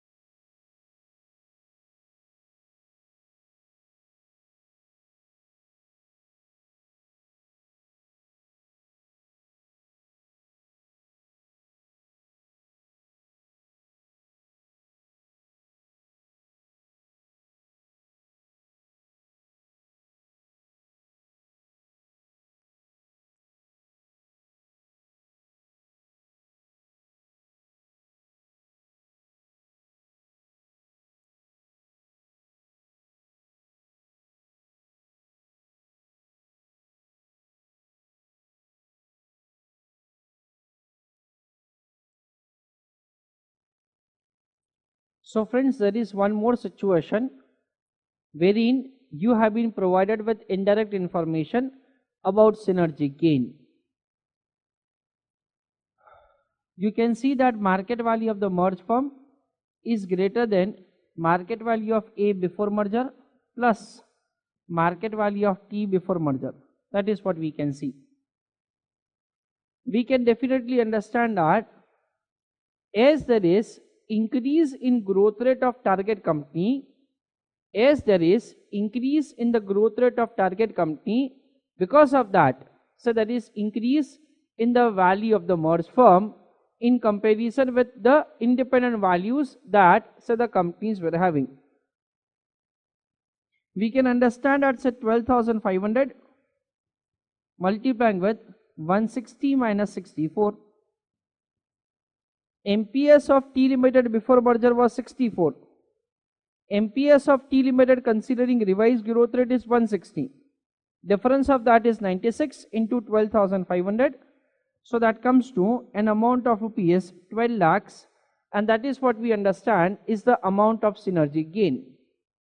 So one more situation of synergy gain like this we understand. I just repeat that, so whenever there is information that there is change in the growth rate of target company, then in that case we are required to calculate answer in this 3 steps. First, calculate cost of equity of target company taking into account present information. Second, taking into account revised growth rate, calculate market price of equity share. Third, calculate market value of the merged firm considering revised growth rate of target company. Like that we understand. Please write down a note. I am dictating note to you. You are requested to write down note along with me.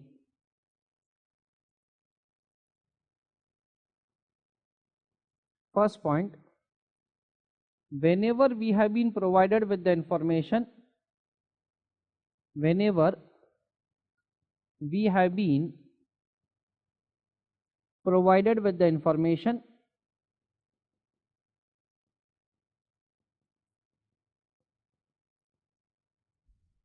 about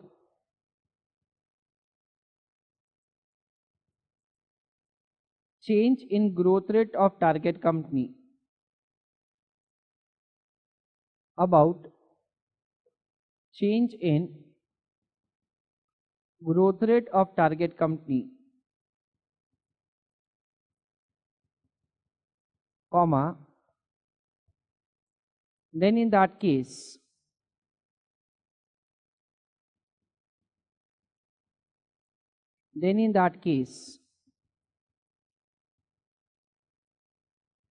we are required to follow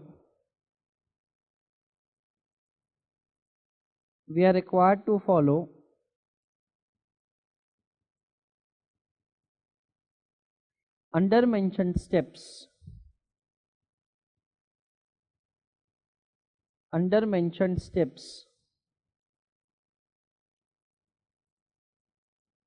comma, to calculate answer.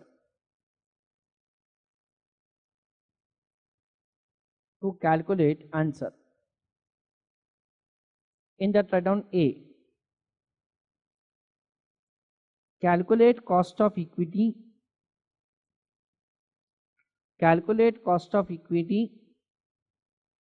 Taking into account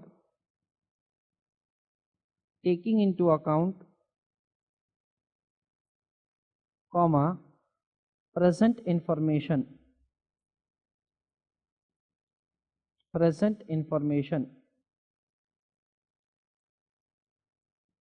full stop. For this calculation,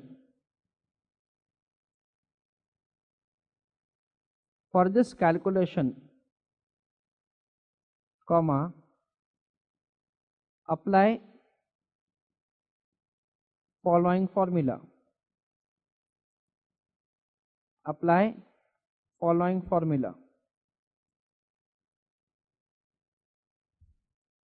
Please write down formula. K is equal to D1 divided by P0 plus G.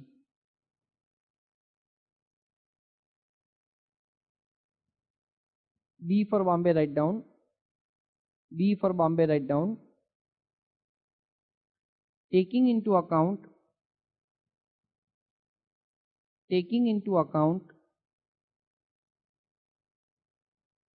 comma, revise the growth rate,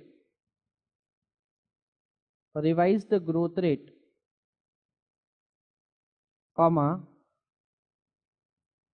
calculate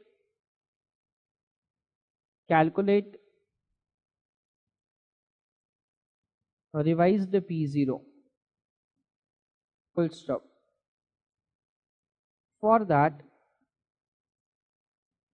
following formula will be applied. For that, following formula will be applied, full stop. Please write down formula. P0 is equal to D1 divided by Ke minus G. C.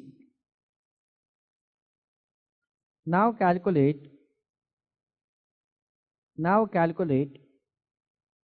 market value of merged firm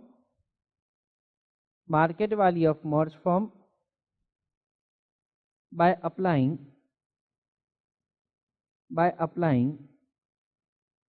following formula,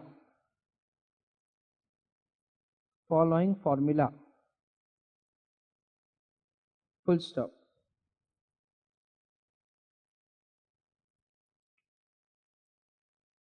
Please write down formula. Market value of merged firm is equal to market value of A before merger,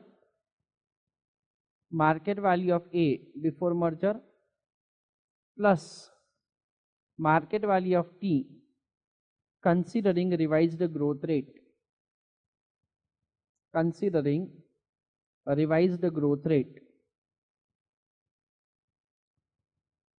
full stop.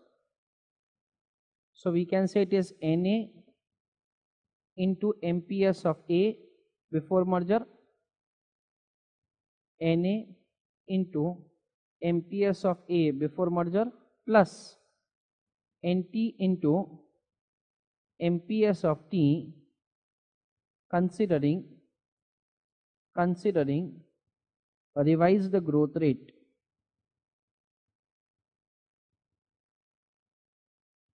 bracket over and full stop. Second point, write down.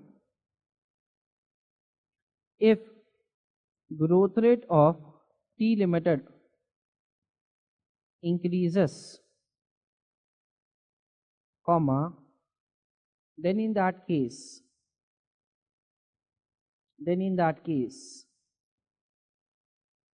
market value of merged firm will be more than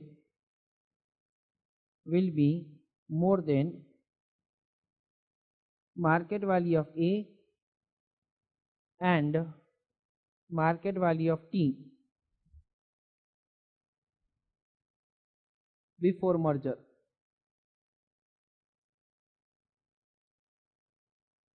full stop. In short, there will be advantage of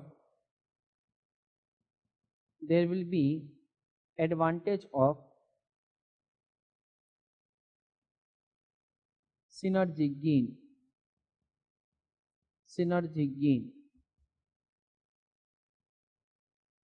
full stop. It is gain slash benefit due to merger,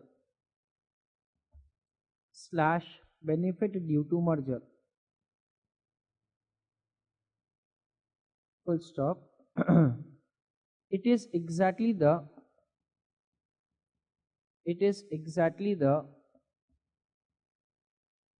difference between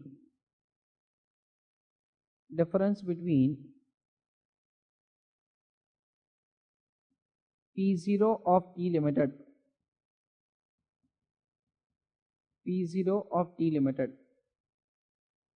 that is 160 minus 64 into 12,500 shares is equal to rupees 12 lakhs. Full stop. Third point. In this question,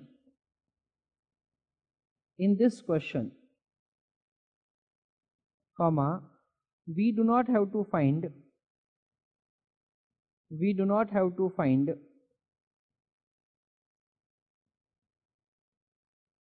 MPS of merged firm.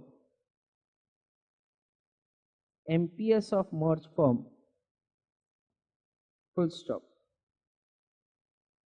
Otherwise we understand that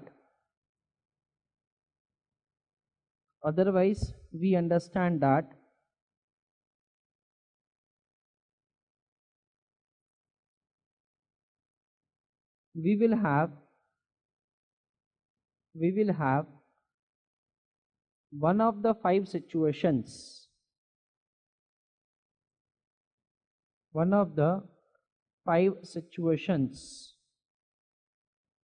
comma, as learnt in question number 2b. Full stop.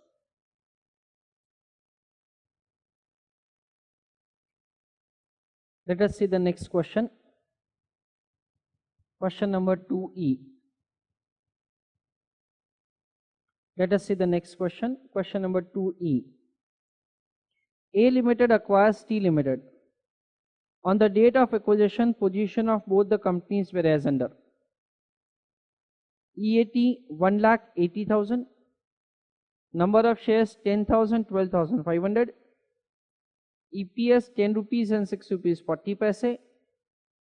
Price earning ratio 20 times and 10 times. Market price of the share 264. Like that information is given. The question says that due to synergistic effect, A Limited expects that earning will increase by 20%. You are required to calculate 1. Market value of merged firm. 2. Gain/benefit due to merger. Please go through the question, friends.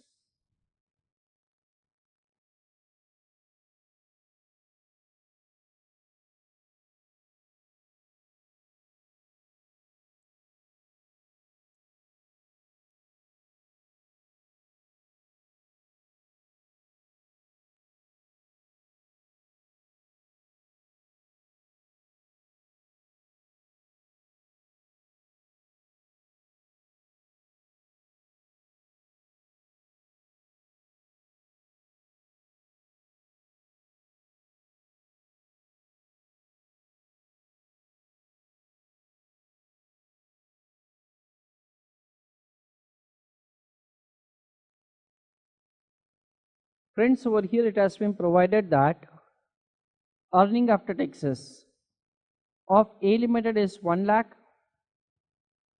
For T Limited it is 80,000. And for the merged firm it is 1 lakh plus 80,000 plus 1 lakh plus 80,000 into 20%. Like that, it is 2,16,000. Whatever is the increase in the earning by rupees 36,000.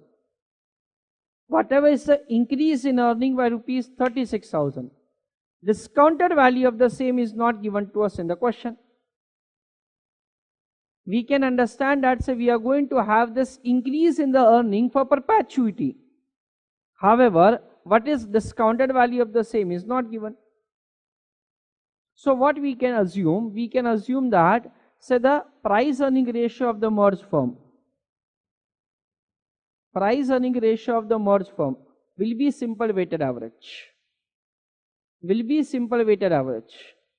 This is 20 times, this is 10 times, so this is 15.555555 times.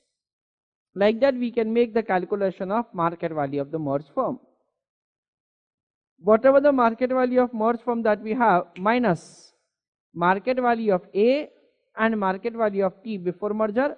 With that we'll calculate synergy gain.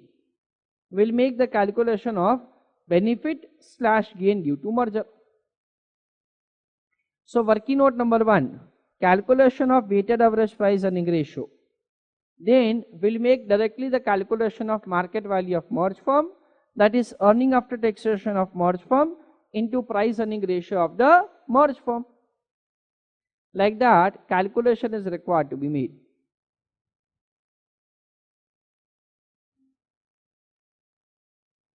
So friends, calculation of the first answer, calculation of the market value of the merged firm. In that first working note, calculation of weighted average price earning ratio of the merged firm. Acquiring company, target company, earning after taxation 1,80,000 respectively. Total it is 1,80,000.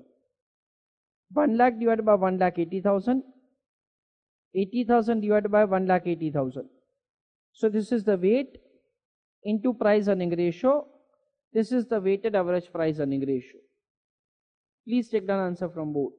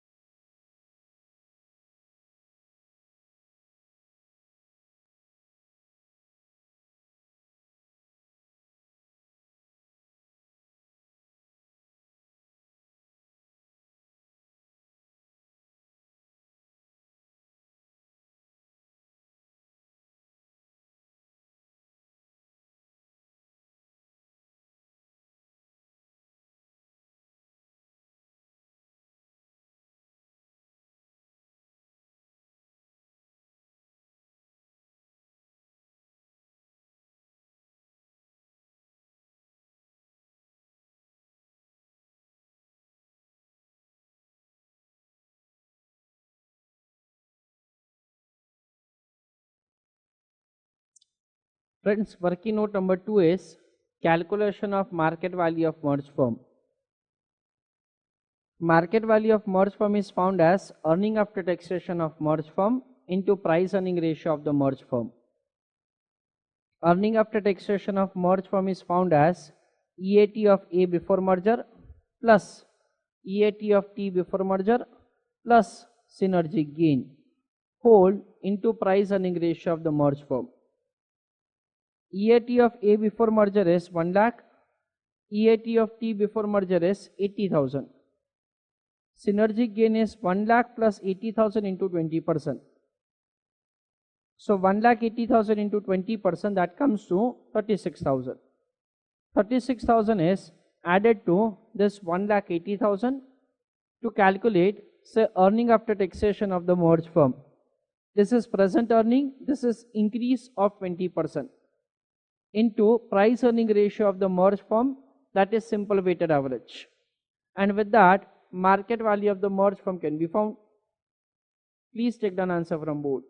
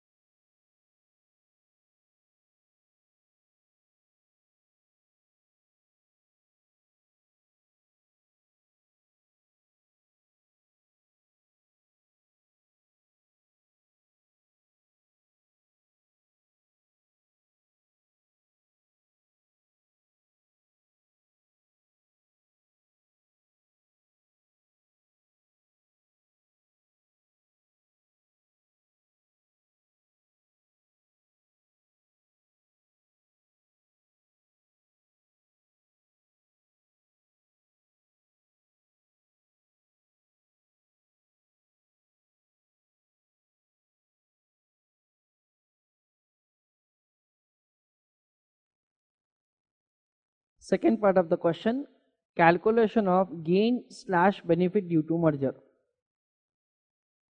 It is difference between market value of the merged firm and market value of A and market value of T before merger. Market value of A before merger is 10,000 shares into 200 rupees per share, and market value of T before merger is 12,500 shares into 64 rupees per share. 20 plus 8, 28 lakhs subtracted from 33.6 lakhs, so it comes to 5,60,000. Please take down answer from board.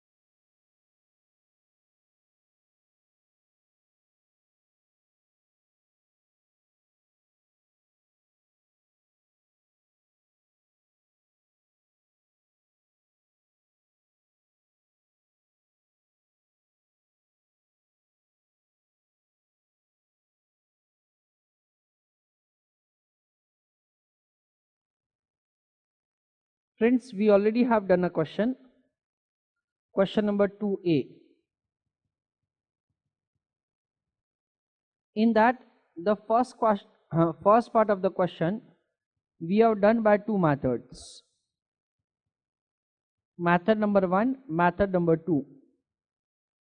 Method number 1 is a method in which we have calculated market value of the merged firm by applying formula as market value of A before merger plus market value of T before merger. That is what I explained you, that since there is no synergy gain, we are applying this formula. Now please open your method number 2 answer. Please open your method number 2 answer.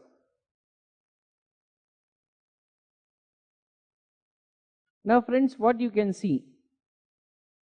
You can see that in method number 2, the calculation is done like this. Market value of the merged firm is equal to earning after taxation of merged firm into weighted average price earning ratio of the merged firm. Earning after taxation of merged firm is 1 lakh plus 80,000 multiplying with weighted average price earning ratio of the merged firm is 280 divided by 18. Like that, we found answer rupees 28 lakhs. Now I am explaining logic of this answer. Friends, we understand that there is no synergic gain. There is no synergic gain. There is no synergic gain. Earning after taxation of merged firm is simply summation of the two earning after taxation of independent firms. Price earning ratio is indicating risk. It is indicating required rate of return. Risk for the overall business is weighted average risk. That is taking into account earning of A and T. Price earning ratio of A and T, weighted average price earning ratio found, multiplying with the earning after taxation of the merged firm, and with that market value of merged firm can be found. So if at all directly or indirectly,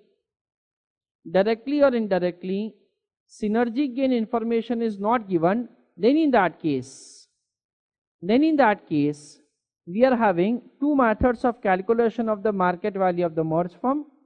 The first method is simply we add two independent values, and with that market value of merged firm can be found, or otherwise earning after taxation of merged firm into weighted average price earning ratio. That is the way we can make the calculation of answer.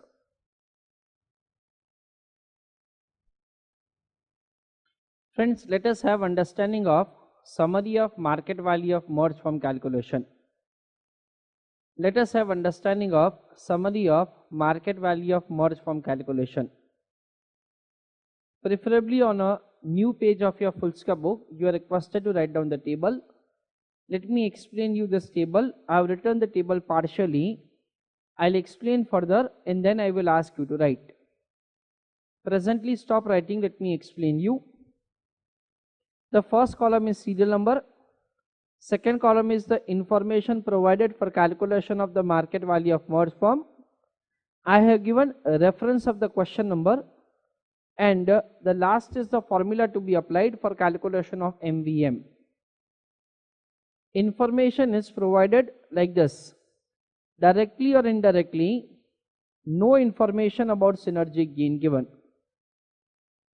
The question that we have done, question number 2a, in that market value of merged firm is found as market value of A before merger plus market value of T before merger. Like that you can apply the formula, or EAT of A before merger plus EAT of T before merger into price earning ratio of the merged firm, which is weighted average price earning ratio,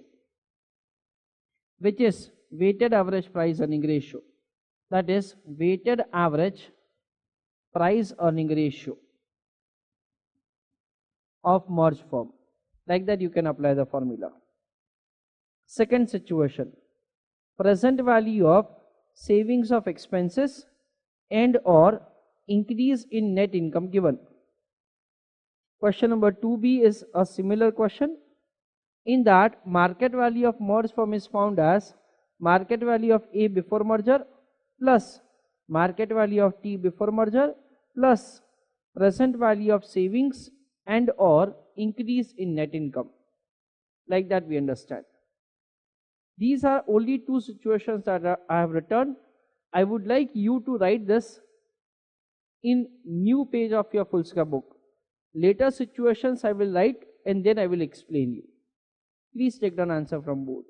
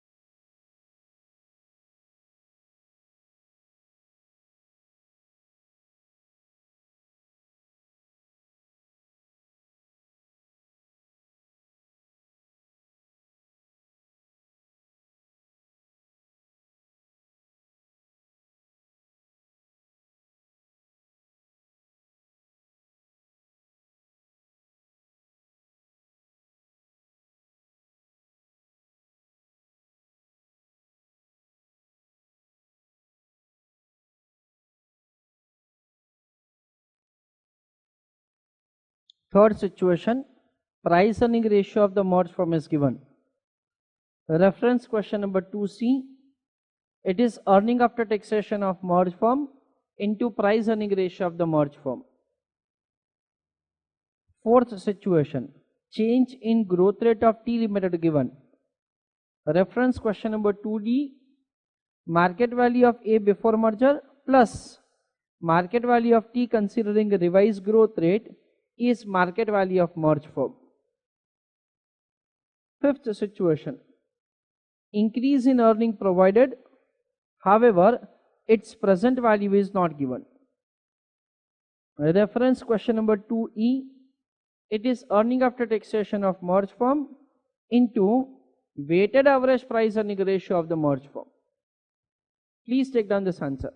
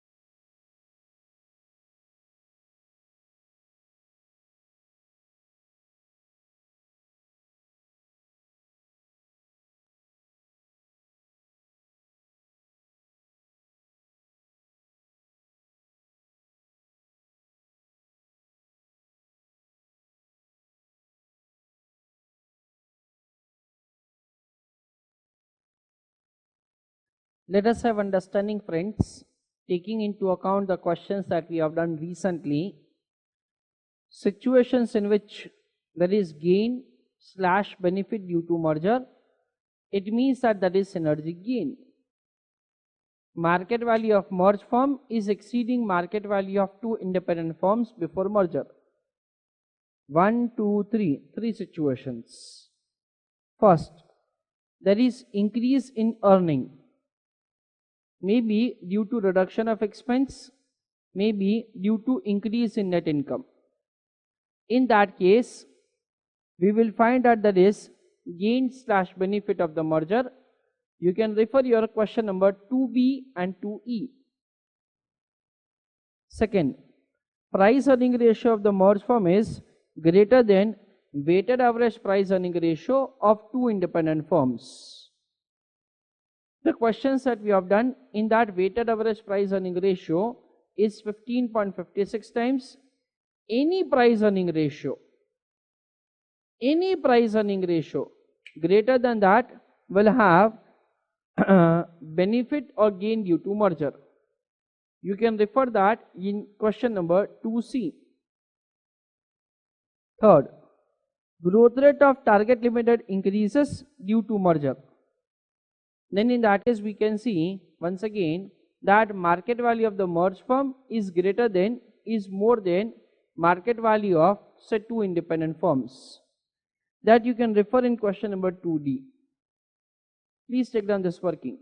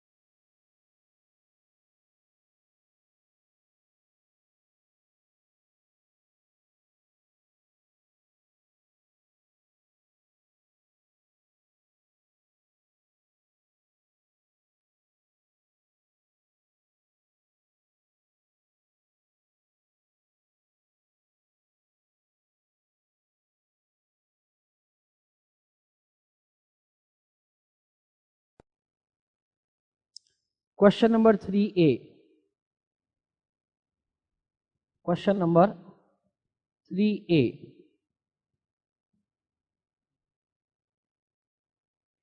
Alpha Limited is planning to acquire Beta Limited. So Alpha Limited is acquiring company and Beta Limited is target company. The management of Alpha Limited estimates its equity related post-tax cash flows, highlight the portion, without merger to be as follows. End of year 1, rupees 50,000. End of year 2, 55,000. Beyond year 2, cash flow is expected to grow at a compounded rate of 15% per year forever. End of year 3 onwards for perpetuity, growth rate is 15% for the cash flows.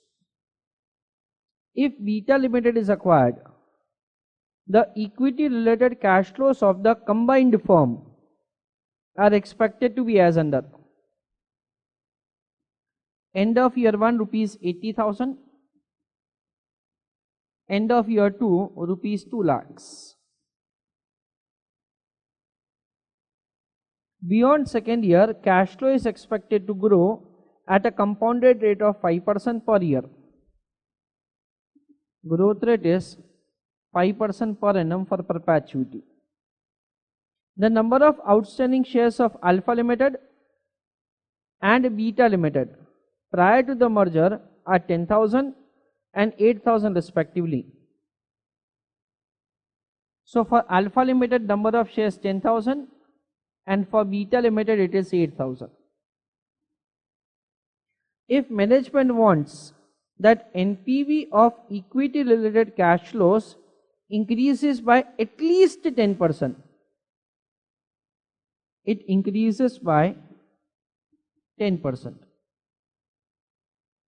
As a sequel to the merger, what is the upper limit? What is the maximum exchange ratio acceptable to it? Question mark. Cost of capital 25%. End of year 1 and end of year 2 present value factors have been given. Everybody is requested to go through the question, please.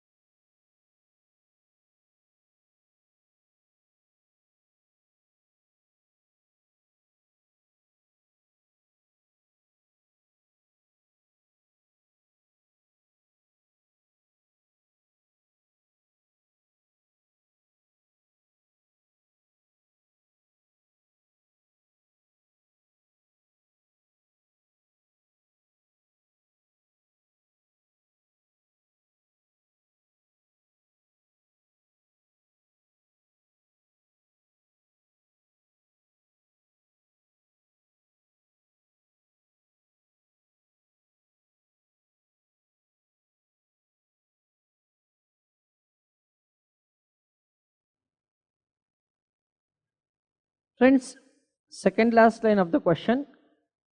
What is the upper limit on exchange ratio acceptable to it? We know the term exchange ratio.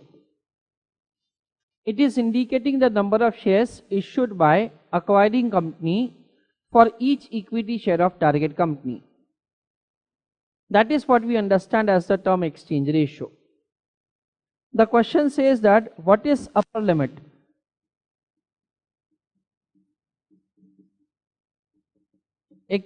Acceptable to it? That is the question. We know that from A Limited point of view, acquiring company point of view, exchange ratio is expense. And from target company point of view, exchange ratio is income.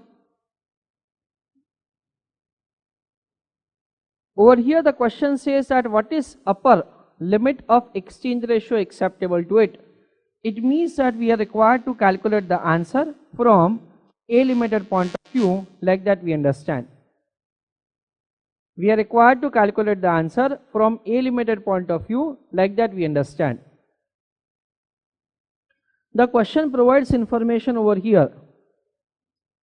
In the third line of last paragraph, if the management wants to ensure that NPV of equity related cash flows increases by at least 10% as a sequel to the merger, in a way that we understand from acquiring company point of view, they want to have like NPV of 10%. It means that CFAT per share, CFAT per share, comma, attributable to shareholders of A Limited, shareholders of A Limited increases by 10%. That is what provided to us. The question says that CFAT per share attributable to A Limited should increase by 10%. As per that, we are required to calculate what is maximum affordable exchange ratio. We have been provided with the information that number of shares of Alpha Limited 10,000 prior to the merger and number of shares of Beta Limited 8,000 before merger. Like that information is given. We understand that over here we are required to calculate what is maximum affordable exchange ratio to acquiring company, so that there is NPV of 10%, there is increase of 10% in CFAT per share attributable to shareholders of A Limited. In order to calculate this answer, we are required to work out the answer something like this. Everybody is requested to stop writing. Let me explain you. You can see that for A Limited without merger, for merged firm, if acquisition is made, what is the amount of cash flow for that information is given. So we can say that as far as the present value cash flow is concerned, let us say that for acquiring company before merger, it is an amount of rupees 1 lakh. And for the merged firm, let us say it is an amount of rupees 3 lakhs. Taking into account a number of shares of acquiring company before merger, that is 10,000. We can say that CFAT per share attributable to shareholders of A Limited before merger is 1 lakh divided by 10,000. So it is 10 rupees per share. The question says that it should increase at the rate of 10%. So from 10, it should increase to rupees 11. Whatever is the CFAT per share of the merged firm, whatever is the CFAT per share of the merged firm, itself is CFAT attributable to shareholders of A Limited. Like that we understand. So we can say that as far as the merged firm is concerned, present value cash flow after taxes is 3 lakhs. NA, number of shares of acquiring company before merger 10,000. NT, number of shares of Beta Limited is 8,000, multiplying with ER, assigning X variable to it. So divided by 10,000 plus 8,000 into X is equal to 11. How 11? Presently it is 10, it should increase by 10%. So from 10 it should increase to 11. From 10 it should increase to 11. Like that we understand. So over here we are required to calculate X as balancing figure by like solving this equation.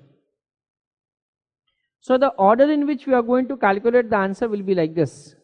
First, we will make calculation of present value cash flow after taxes with A Limited working independently. Present value cash flow after taxes of A Limited working independently. Second, present value cash flow after taxes of the merged firm.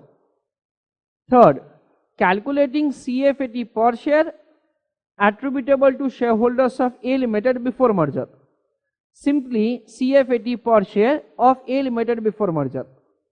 Fourth, we'll make the calculation of like maximum affordable exchange ratio, considering that whatever CFAT per share whatever CFAT per share, whatever CFAT per share that A Limited has right now, that increases at the rate of 10%. Like that, exchange ratio will be calculated as balancing figure. That is the way we are required to calculate answer of the question. Once again, everybody is requested to go through the information of the question, please. Then we will compute answer.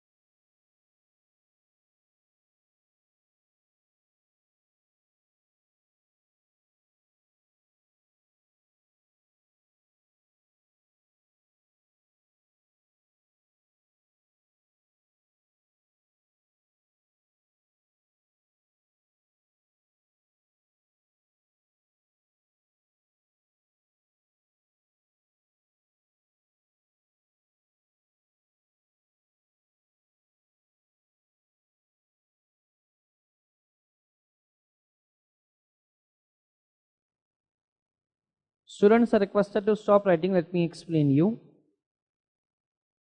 Reading the first line of the question, the management of Alpha Limited estimates its equity related post-tax cash flows without merger to be as follows. End of year 1, rupees 50,000. End of year 2, rupees 55,000. Beyond second year, cash flow is expected to grow at a compounded rate of 15% per year forever. So we can say that end of year 3 onwards for perpetuity, this cash flow will grow at the rate of 15% for perpetuity. So we can say that P2 is equal to A3 divided by K minus G. Whatever the cash flow for end of year 3, it will grow at the rate of 15% for perpetuity. So we understand that it is 55,000 into 1.15 divided by cost of capital 25% less growth rate 15%. So 55,000 into 1.15 divided by K minus G. Whatever the answer is end of year 2 cash flow, which will be kept over here. Net cash flow discounting at 25%. First year factor, second year factor. And with that, present value cash flow will be calculated. That is, if Alpha Limited is working independently, then this is the amount of present value cash flow that they are able to generate from the business. Please take down answer from board.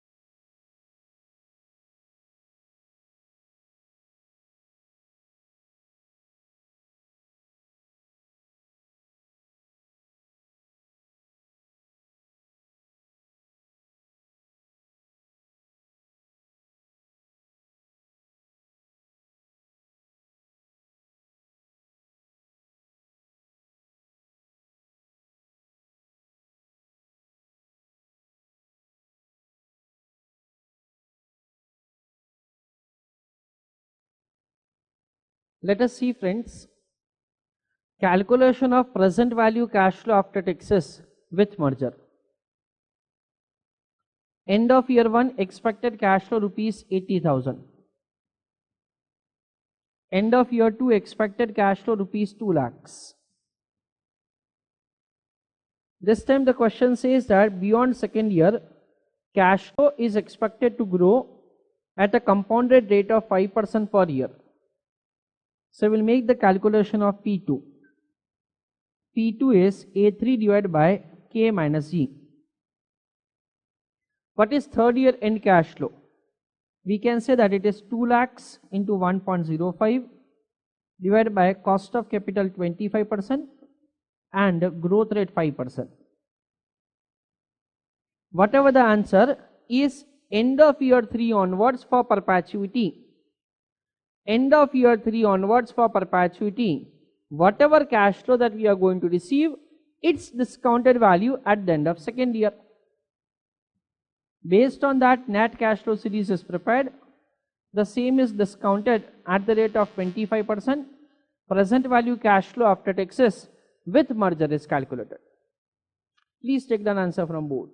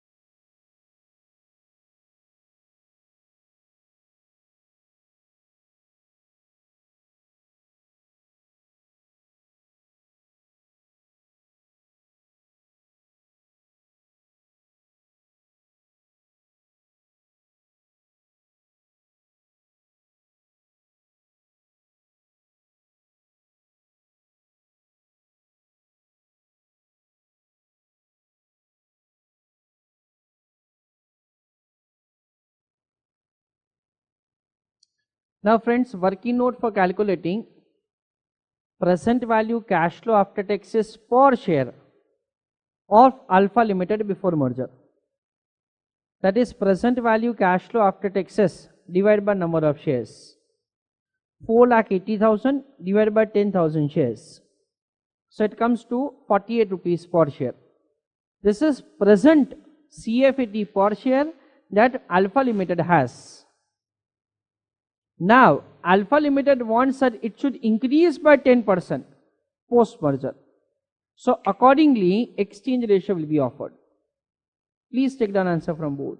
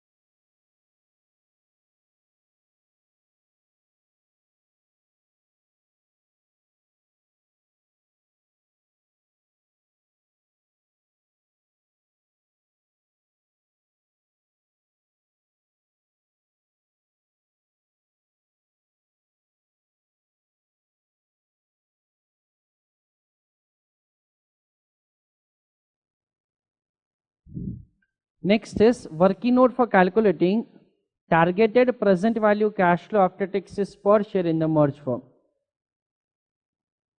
It can be calculated like this: current present value cash flow after taxes per share plus increase at the rate of 10%. So it is 48 rupees per share plus 48 rupees per share multiplying with 10%. So it comes to 48 plus 4.8, that comes to 52.8 rupees per share. Please take down answer from board.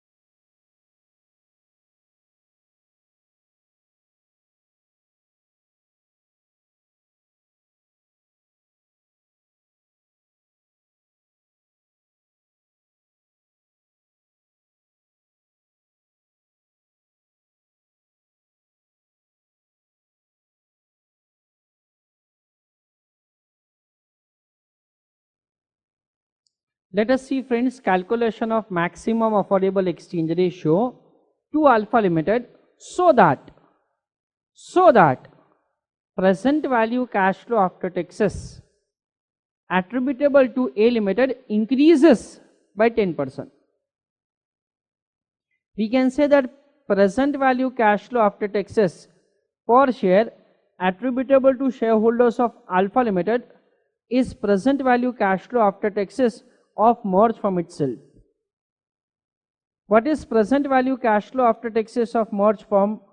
Present value cash flow after taxes of merged firm divided by number of shares of the merged firm is equal to 52.8, that is 48 rupees plus 10% of 48. This is 10,000, this is 8,000 into X, that is exchange ratio.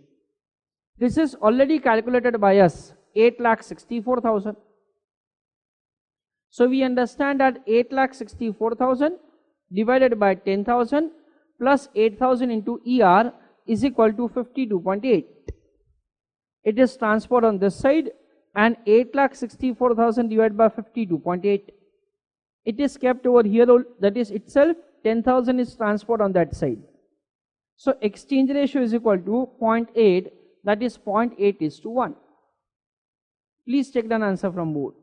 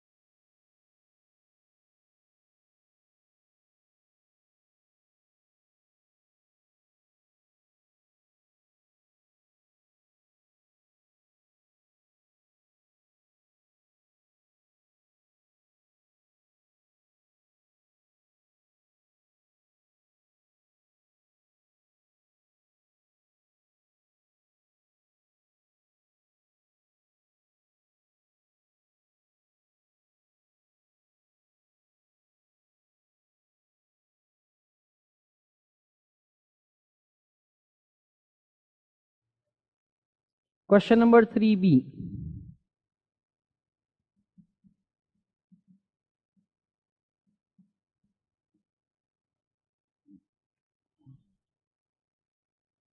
From following information, calculate 1. Value of debentures.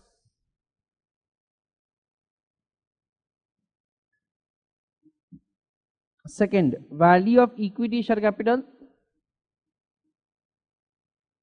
And third, value of preference share capital.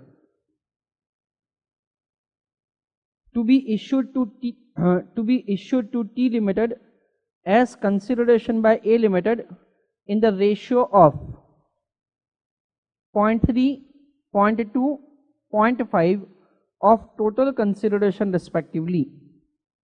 So if total consideration is rupees X, then the value of debentures is 0.3x, value of equity share capital is 0.2x, value of preference share capital is 0.5x. So that current EPS is increasing by 10%. For equity shares issue consideration, market value of A Limited before merger will have to be considered. For A Limited and T Limited, earning after taxes is 5 lakhs and 10 lakhs respectively. Number of shares are 50,000 for each.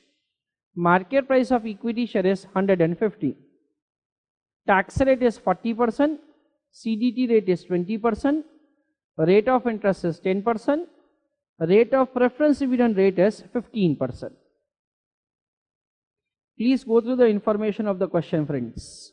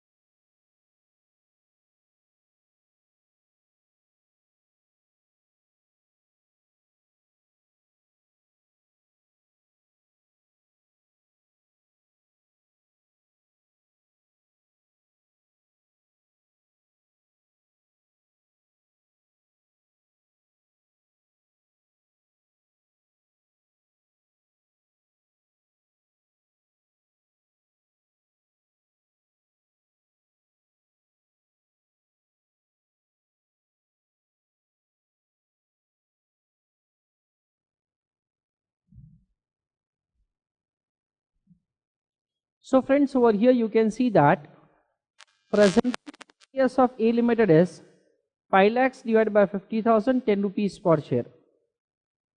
The question says that consideration is required to be given by acquiring company in such a way so that current EPS of like 5 lakh divided by 50,000, 10 rupees per share increases by 10%. So from 10 it increases to 11. The question says that this is the amount of consideration that it is supposed to give. A Limited wants to give say X amount of consideration. This amount of consideration is divided into 3 parts: debentures, equity share capital and preference share capital.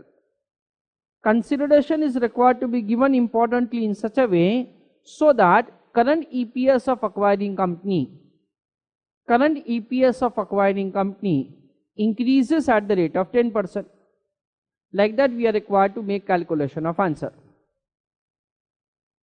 Over here, adequate information is provided with which we can calculate cost of debt financing, cost of preferential capital financing and number of equity shares that can be issued. Adequate information is provided with which we can make all these calculations. And then later on we'll make the calculation of X, that is the amount of total consideration.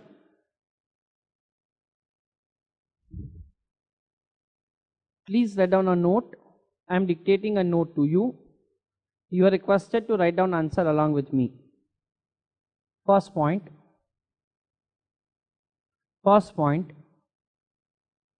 In this question, In this question, comma, we are required to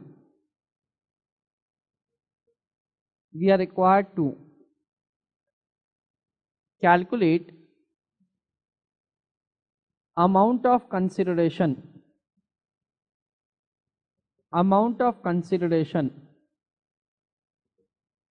in bracket write down rupees X to be offered comma to shareholders of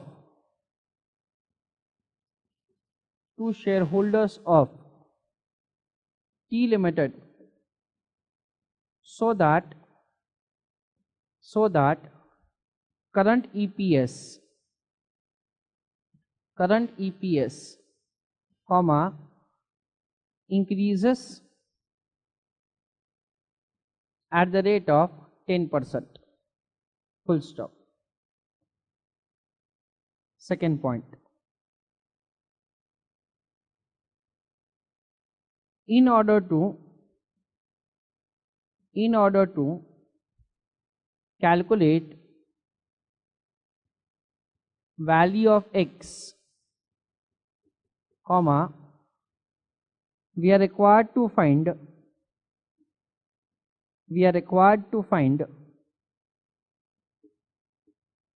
comma current EPS and projected EPS, comma, from A Limited point of view.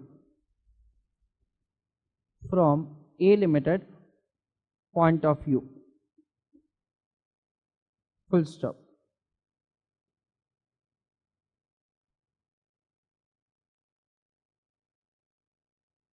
Friends, working note number 1, calculation of current EPS of A Limited, that is EPS of A Limited before merger. EAT divided by number of shares, 5 lakh divided by 50,000, so it is 10 rupees per share. Please take the answer from board.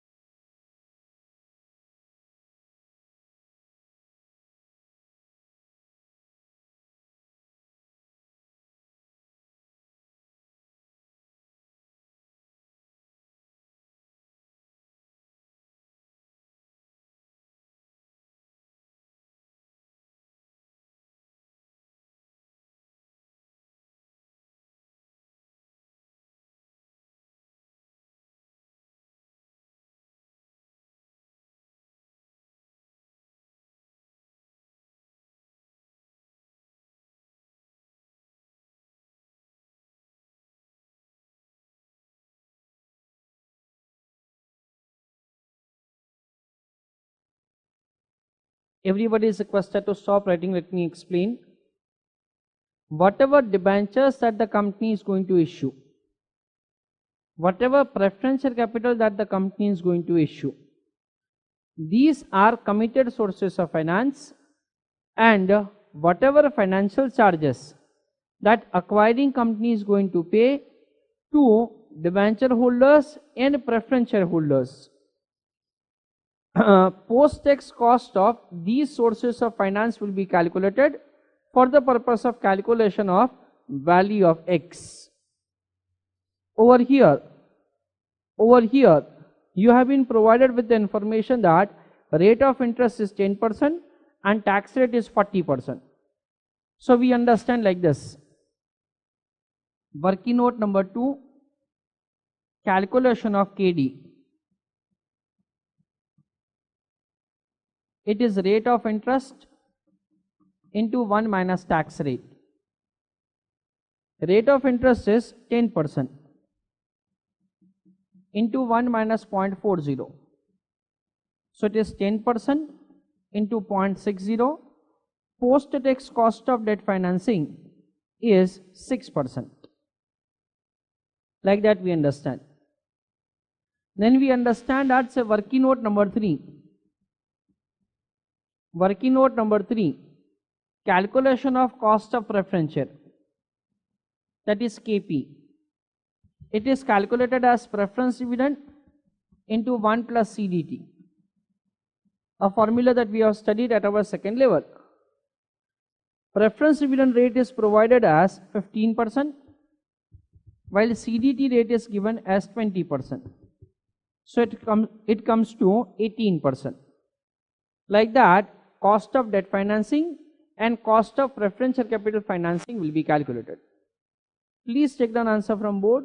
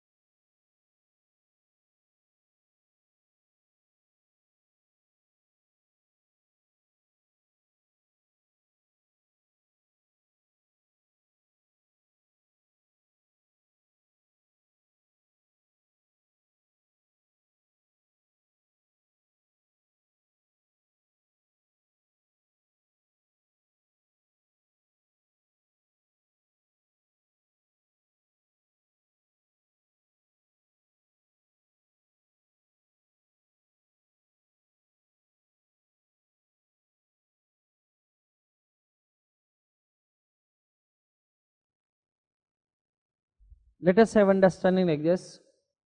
Everybody stop writing, let me explain. Assuming X as total consideration, post-tax cost of debt finance and post-tax cost of preferential capital finance is calculated as under. You can see that it has been provided to us that calculate the value of debentures, equity share capital and preferential capital is in the proportion of 0.3, 0.2 and 0.5. So if at all X is the total consideration, 0.3x is the amount of debentures that we are going to issue. 0.3x is the amount of debentures that we are going to issue, and 0.5x is the amount of preferential capital that we are going to issue. Like that we understand. Post-tax cost of debt finance has already been found by us. It is 6%. And post-tax cost of preferential capital finance has also been found by us. So it is 18%. So cost into amount. Like that, post-tax cost of additional committed sources of finance will be calculated. Please take the answer from board.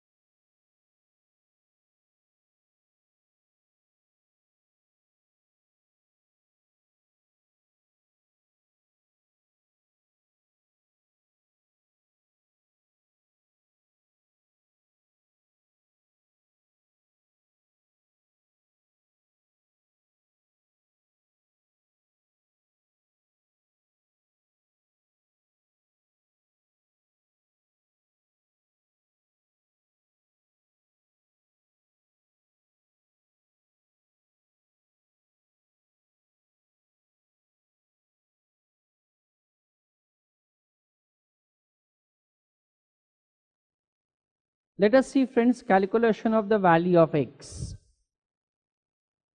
Everybody is requested to stop writing. Let me explain you. We know, friends, that EPS attributable to shareholders of A Limited in merged firm equals to EPS of the merged firm itself. Like that we understand. EPS attributable to shareholders of A Limited in merged firm should be 10 rupees plus 10% of 10 rupees, in a way that it should increase by 10%. What is EPS of the merged firm? We understand that it is earning after taxation of the merged firm divided by number of shares of the merged firm. Everybody stop writing, let me explain you. So 10 rupees plus 1 rupee is equal to, what is earning after taxation of the merged firm? We can say that it is EAT of A Limited before merger plus EAT of T Limited before merger minus post-tax financial charges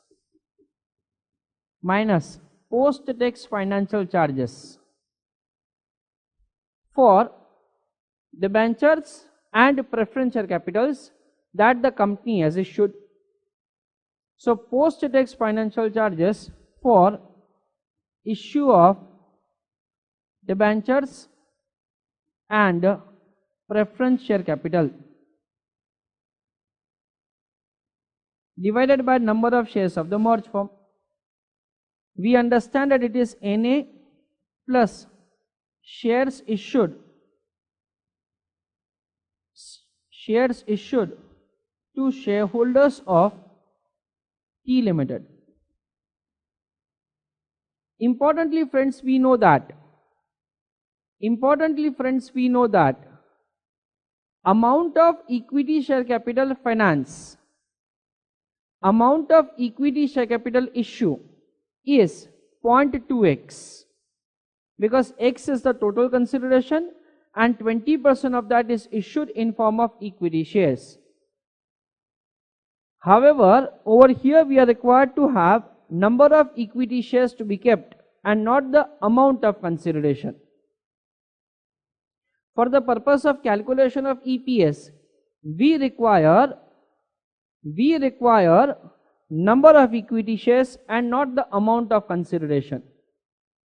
So what we will do, whatever the amount of consideration, that is 0.2x, that will be divided by 100 rupees of equity share, because over here the question is clearly providing information that for the purpose of issue of equity shares of A Limited, market price of A Limited before merger is required to be considered. So we understand that the 11 rupees is equal to earning after taxation of A before merger is 5 lakhs, earning after taxation of T before merger is 10 lakhs, minus post-tax cost of financial charges. Post-tax cost of financial charges is 0.1080x divided by NA, number of shares of acquiring company before merger 50,000, plus shares issued to shareholders of T Limited. Shares issued to shareholders of T Limited. For that we understand it is 0.2x divided by 100 rupees per share. 0.2x divided by 100 rupees per share. 100 rupees is the price of equity share of acquiring company before merger. As per the given information, we understand that 0.2x is the value of equity shares. Divided by 100 will give answer of the number of equity shares. Suppose the value of X is rupees 10 lakhs. Then 10 lakhs into 0.2, that comes to 2 lakhs. 2 lakhs divided by 100, that will give us exactly the number of shares which are issued by acquiring company to shareholders of target company. Like that, the value of X will be found as balancing figure. Remember, friends, For the purpose of calculation of EPS, for the purpose of calculation of EPS, number of equity shares issued to shareholders of T Limited is required by us. In order to calculate the number of equity shares which are supposed to be issued, in order to calculate the number of equity shares which are required to be issued, we are required to find what is the amount of consideration. Amount of consideration divided by price of equity share of A Limited before merger, which is supposed to be considered for the purpose of calculation of number of shares to be issued. Like that we understand.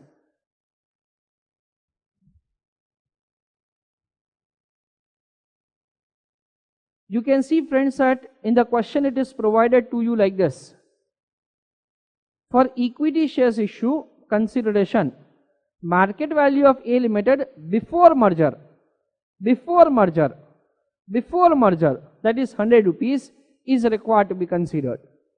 And you can see that, so the value of equity share is 0.2 of total consideration. Total consideration is assumed as X, so 0.2 is the amount of equity share capital divided by 100 rupees. Please take the answer from board.